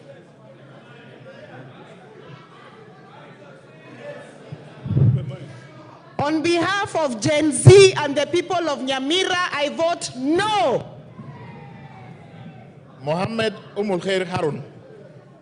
She's not nominated in Nyamira. That is a spoil for her.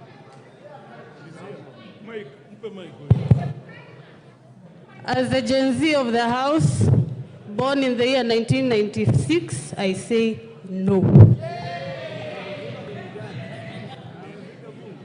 Teresia Wanjiro Mwangi. Teresia Wanjiro Mwangi. Okay. John Mbadi Ngongo.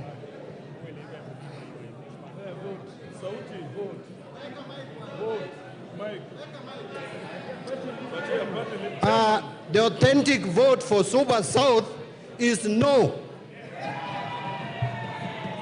Talib Abubakar Ahmed. Talib Abubakar Ahmed. Yes. Okay, done.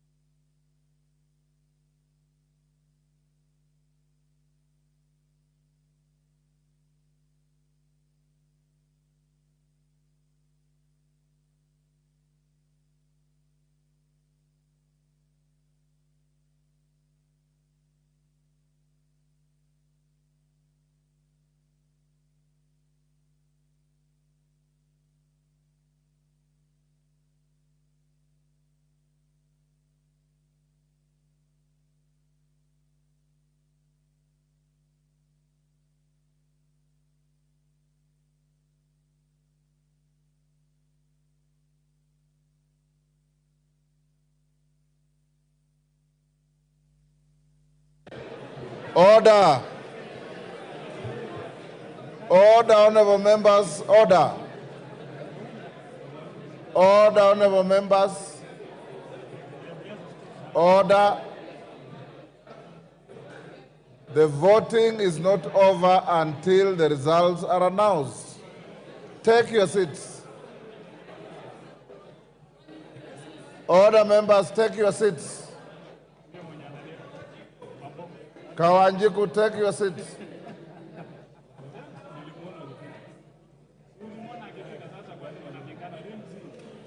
Order. Honorable members, the tellers are not sure whether Honorable Sane voted or not. He's coming to confirm.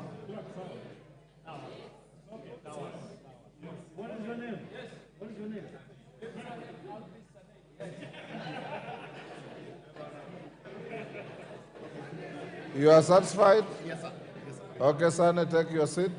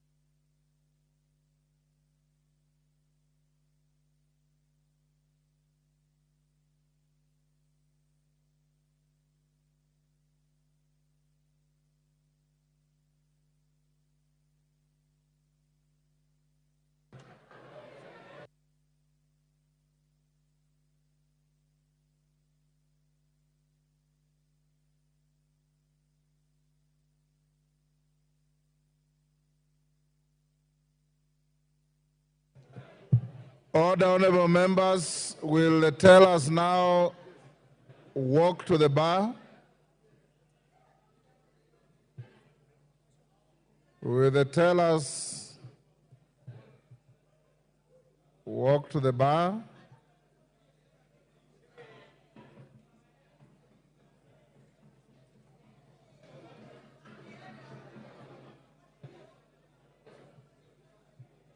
Order.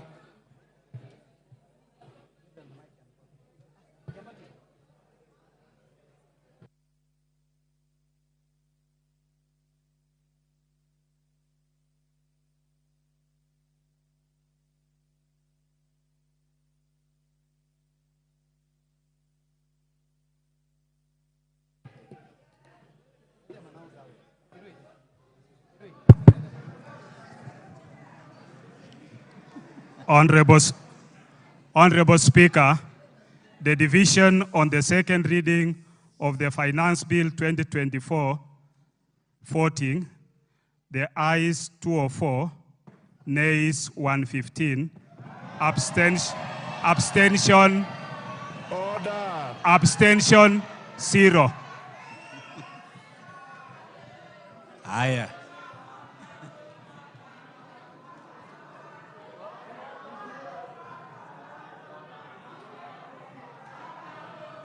Order. Order, Honorable Millie. Order. Order. Order. The results of the vote are not announced by the teller. Order. Honorable members, the results of the division on second reading of the Finance Bill 2024 is as follows. Ayes 204, nays 115, abstentions nil, so the ayes have it. Order. I now order for the bill to be read the second time. Order. Order, the House. The House is in session. Order. Order. Clerk. Order. A bill for an act of parliament to amend the law relating to various taxes and duties and for matters incidental thereto. Honorable members, the matter of the finance bill is now over. You wait for the committee of the whole. Those who have amendments to file, you know the deadline was 1 o'clock. The clerk and his team will process those amendments. And as you are told, the House will sit on Tuesday morning when we'll proceed on the same matter. I now order that the next order be open the bar, open the doors. Now call out the next order. Order number 9, motion, consideration of Senate amendments to the Independent Electoral and Boundaries Commission Amendment Bill, National Assembly Bill number 10 of 2024.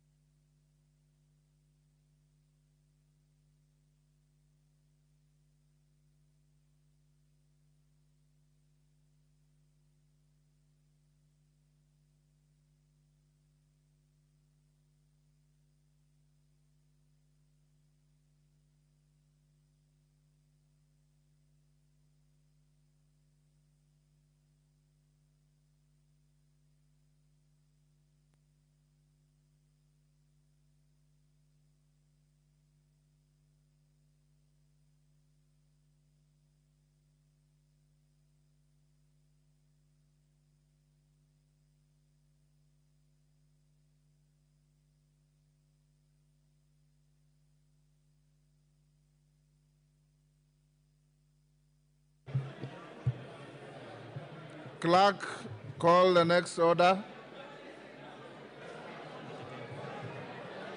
Order number 9, motion, consideration of Senate amendments to the Independent Electoral and Boundaries Commission Amendment Bill, National Assembly Bill number 10 of 2024.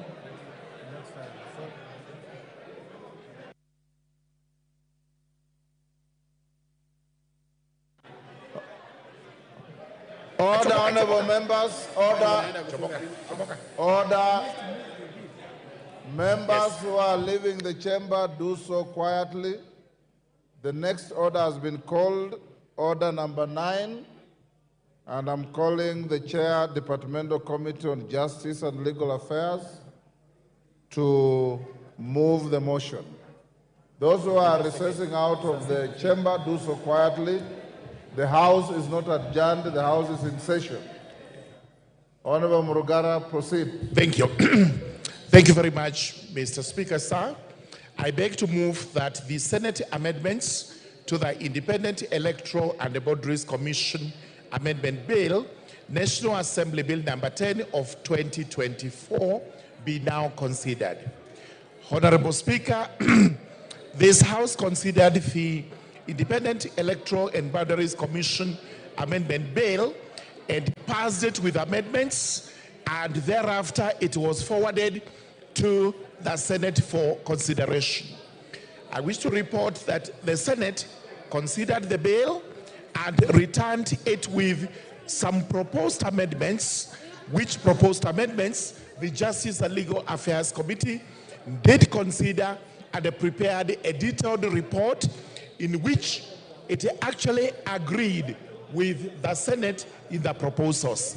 In essence, it means that the National Assembly should now agree with the Senate on the proposed amendments, in which case then we would amend the bill as proposed by the Senate, and after that we would actually pass it ready for assent. The reason why the Justice and Legal Affairs Committee agreed with the Senate is that the proposed amendments are not major amendments as such, but are proposals that since the IEBC Act is supposed to be considered by the two houses, the bicameral houses, where we have made a provision for the National Assembly, then there is also a mention of the Senate. It would have been tidier if the Senate had proposed that we delete the National Assembly and substitute therefore with the word Parliament. But since we are not supposed to touch this bill in any other way so as not to necessitate mediation, we entirely agreed with the Senate and are now in agreement, and we do propose that we move to the Committee of the Whole House, where the proposed amendments will be considered, and once passed or adopted by this House, the bill will have passed through the two houses and will be ready for assent. Honorable members, please resume your seats. Honorable Madam Speaker, therefore I do beg the House to agree with the proposed amendments by the Senate, and we move on to the Committee of the Whole House. With those remarks, I beg to move and request the Honorable Chepkonga, the Honorable Member for Anabukoi, to actually second. I would have given.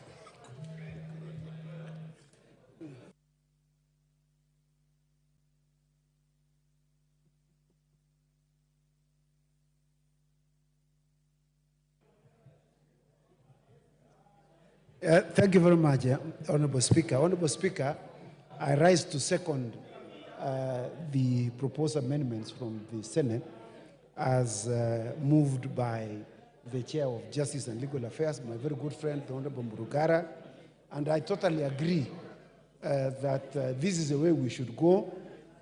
We should consider the other house as also giving input to the making of laws in this country. As you know, the Senate participates in making law, but it is this House that enacts laws. So I totally agree that we approve the proposed amendments that have been forwarded to the House. I thank you. I second.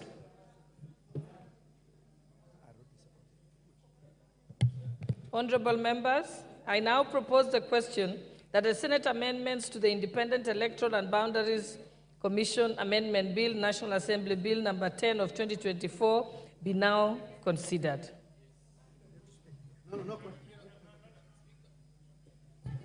Yes, you may proceed.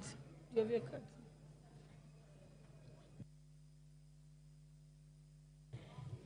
Thank you, Madam Speaker, for this opportunity to support the amendment as presented by the Senate. I have had keen interest, especially on this bill. Madam Speaker, this is a culmination of agreement that was reached by the NADCO committee, and indeed, the Senate should be included or should be captured in this bill, because elections across the country and the issues with boundaries cuts across national and county governments. And therefore, Madam Speaker, I feel that this is the right thing to do, and the Senate has ably inserted their say in matters IEBC in terms of appointing and all. And therefore, Madam Speaker, I think it's only in order that we support this bill so that then some of these constituencies that are, do not have representatives, and even our wards, some that either their representatives have passed on or seats have been declared vacant, Madam Speaker, will have an opportunity now to set up so that then they have representatives and people working for them. Madam Speaker, I support this amendment. Thank you.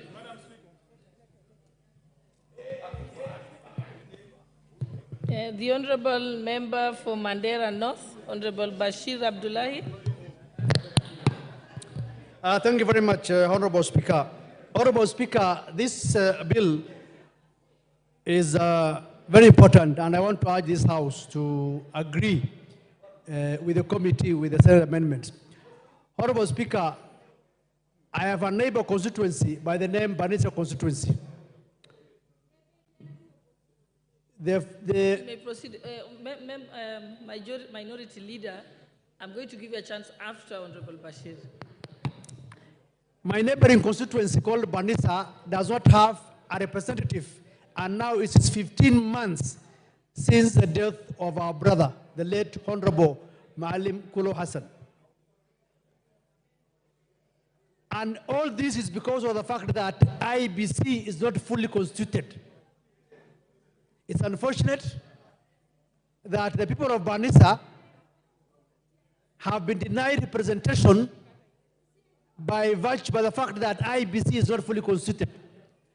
Personally, I have made a bill here, which is actually in the House, which seeks that the IBC CEO, in the absence of the chairman of IBC, be given the mandate to gazette a returning officer.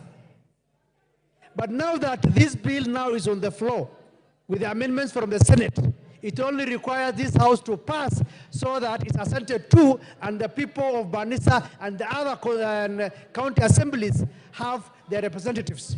So I want to urge this House to be fair to the people of Banisa and to the other many wards that are lacking representation, so that we fast track and the bill is assented to and IBC is fully constituted. And once the selection panel is constituted, I want to urge them that the membership of IBC Commission should not just take within 90 days, but should be within a span of between 30 to 45 days, so that they are in place and the people of Banisa go for by-election and they elect another representative. I support. Thank you, Honorable Speaker. Yes, Honourable Minority Leader, you had wanted to speak to this? Because you were busy then I gave somebody else. You want to speak? Yes, your point of order, Honourable Junet. Speaker, I stand on understanding order 35. I want to ask whether there is quorum in the House. Madam Speaker, you are certain whether we have quorum in the House, Madam Speaker. Mwende nyumbani bana. Wacha kusumbua sisi.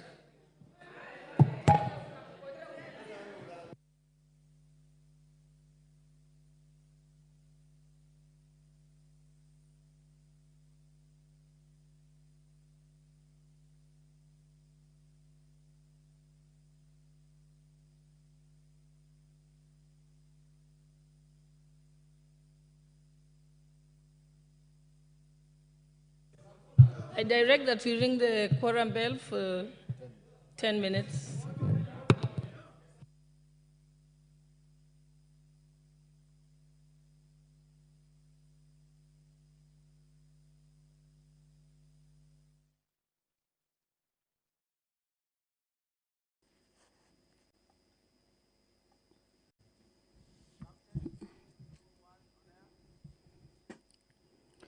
Well,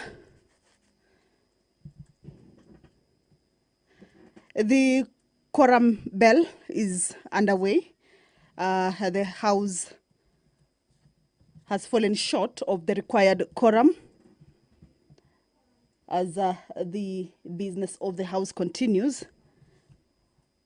That is an issue that has been raised by the Minority Whip, Junet Mohammed, informing the Speaker that the House does not have the required quorum during the proceedings of the House, and that has necessitated the quorum bell.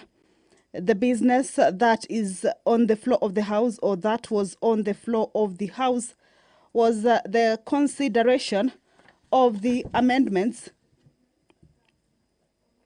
to the Independence, Electoral and Boundaries Commission, Bill number 10 of 2024, a bill that is originating from the National Assembly. It's a bill that was considered at the Senate, and the Senate had proposed a number of amendments, and this is a motion that was currently on the floor of the House. Members looking at those amendments that have been forwarded from the Senate. Some of the amendments or the clauses that attracted amendments from the Senate include Clause 2, Clause 3, and Clause 7. But remember that this is a bill that is the Independence Electoral and Boundaries Commission is one of the 9 pieces of legislation that emanated from the National Dialogue Committee, a committee that was formed to look into the matters or issues of national interest with regards to the electoral system, among other issues. So the Independence Electoral and Boundaries Commission is one of the pieces of legislation that came out of that and has already been considered in both houses. What the members were doing now is that they were considering the amendments that the members of the Senate had moved. The bill seeks to give effect to some of the recommendations and views of the public that were submitted to the National Dialogue Committee, commonly referred to as NADCO, on the issues of electoral justice and related matters,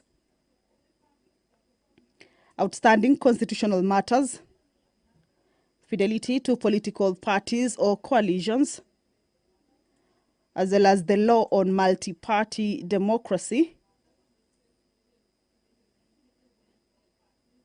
The NADCO committee also had looked at issues about entrenching of National Government Constituency Development Fund and the National Government Affirmative Action Fund and establishment and entrenchment of state offices. These were some of the issues that were before the NADCO committee. So already the bill is before Parliament or has been considered in Parliament. The process is ongoing now. The bill was published on 4th of April 2024 and read for the first time on the floor of the House.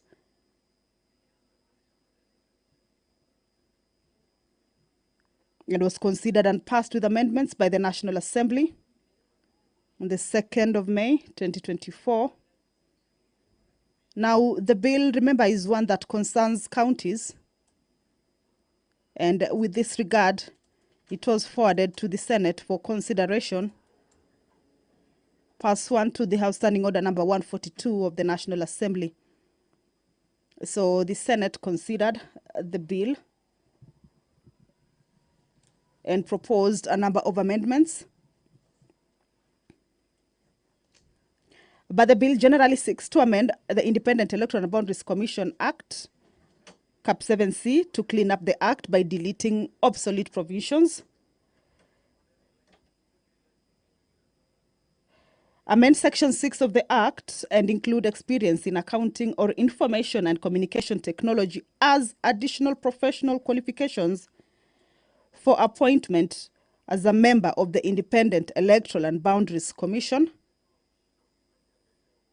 Also amend the first schedule to the Independent Electoral and Boundaries Commission, that is IEBC Act, Cap 7C, to increase the number of members of the selection panel from 7 to 11 in order to accommodate a wide spectrum of stakeholders and interest groups.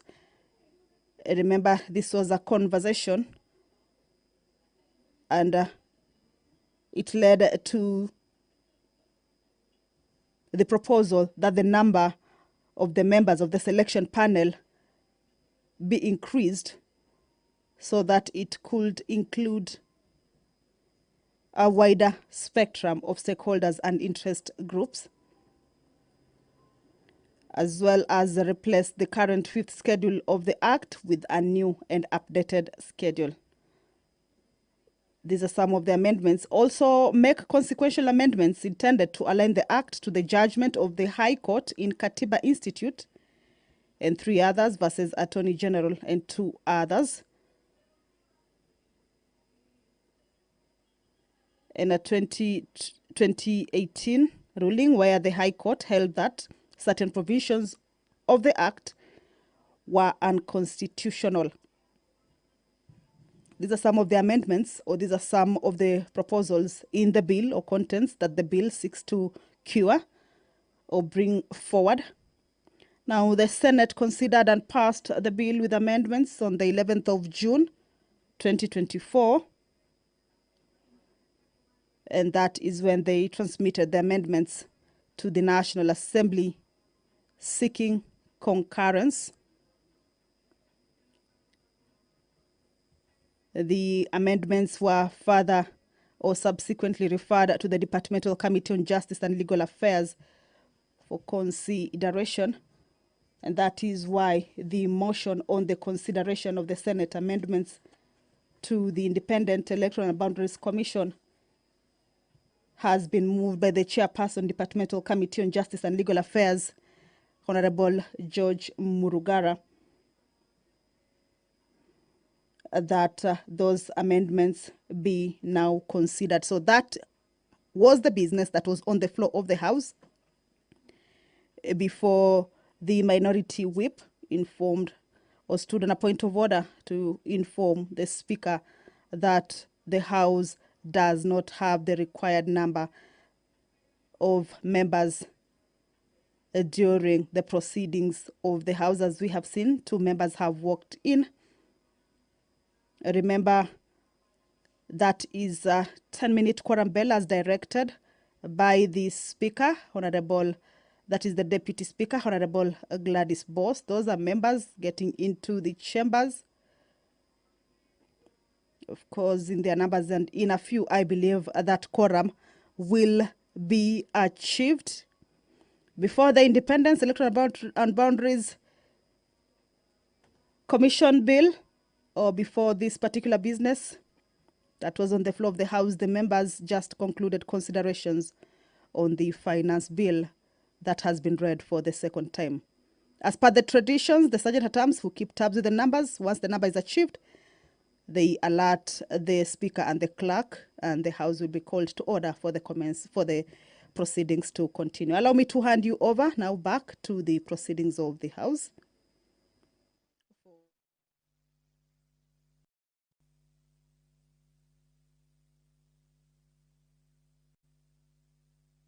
Yes, Honorable TJ.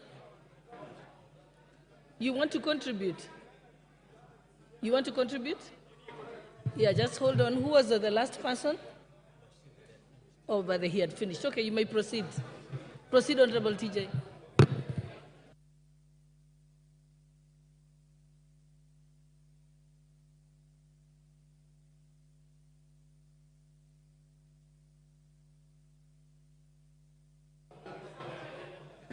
They've given me the mic here. Okay. Madam Speaker, this bill, we should be able to accede to it and pass it. We have been able to look at it from JLAC. It is only 3 issues which were not really in contention, which I think, as a matter of oversight, we may have passed the bill to the Senate without looking at it thoroughly. In terms of defining parliamentary party. We defined parliamentary party in the National Assembly, but somehow we did not define it for the benefit of the Senate. So they came to adjust that, number 1. Number 2, then the report of the Boundaries Commission ought in the parent act. In the parent act before the bicameral system, it used to come to the National Assembly. Again, we did not see that now we have 2 houses, and they have corrected that. And the third thing is that they have added 10 years experience in matters of law, ICT, and so on. Of course, Gen Zs will really suffer. But again, experience is also a good thing. For management of an office. I had said in the committee, perhaps on ICT, they should allow Gen Zs without fetter of age. But it would seem that already Senate was minded to make this 10 years. And I think it is consistent with many of the laws which are there. And so, of all those things, I think the only issue probably in the selection panel that will bring issues is that this nominee of other than the parliamentary party, the people who are out there, I think it calls on that political liaison office to really know how to go through the parameters of transparency, qualifications and eligibility, not just to handpick a friend, but to go through a criteria, a verifiable criteria by which that member of the panel should be. And so I support, and I think we should be able to accede to this without necessarily going for mediation. Thank you so much.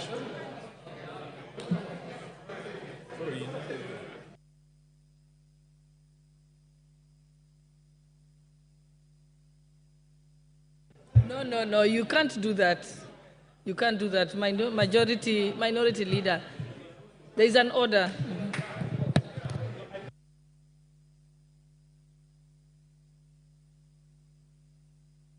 System anyway, Honorable Speaker, I think this is a bill that has been canvassed for a long time in the two houses.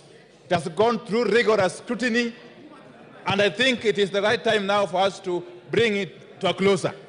And I therefore support. Honorable Speaker. Okay, thank you. Can the mover reply?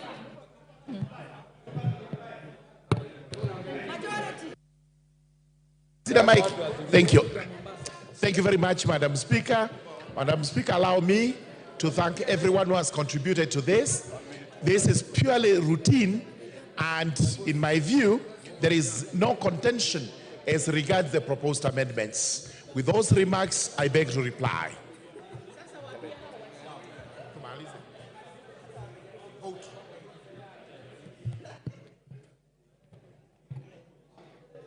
Honorable members, I now put the question that the Senate amendments to the Independent Electoral and Boundaries Commission Amendment Bill, National Assembly Bill number 10 of 2024, be now considered. Will as many as of that opinion say aye? Aye. Will as many as of the contrary opinion say nay? The ayes have it.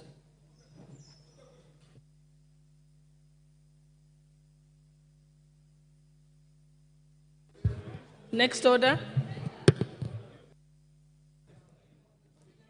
Order number 11, Committee of the Whole House.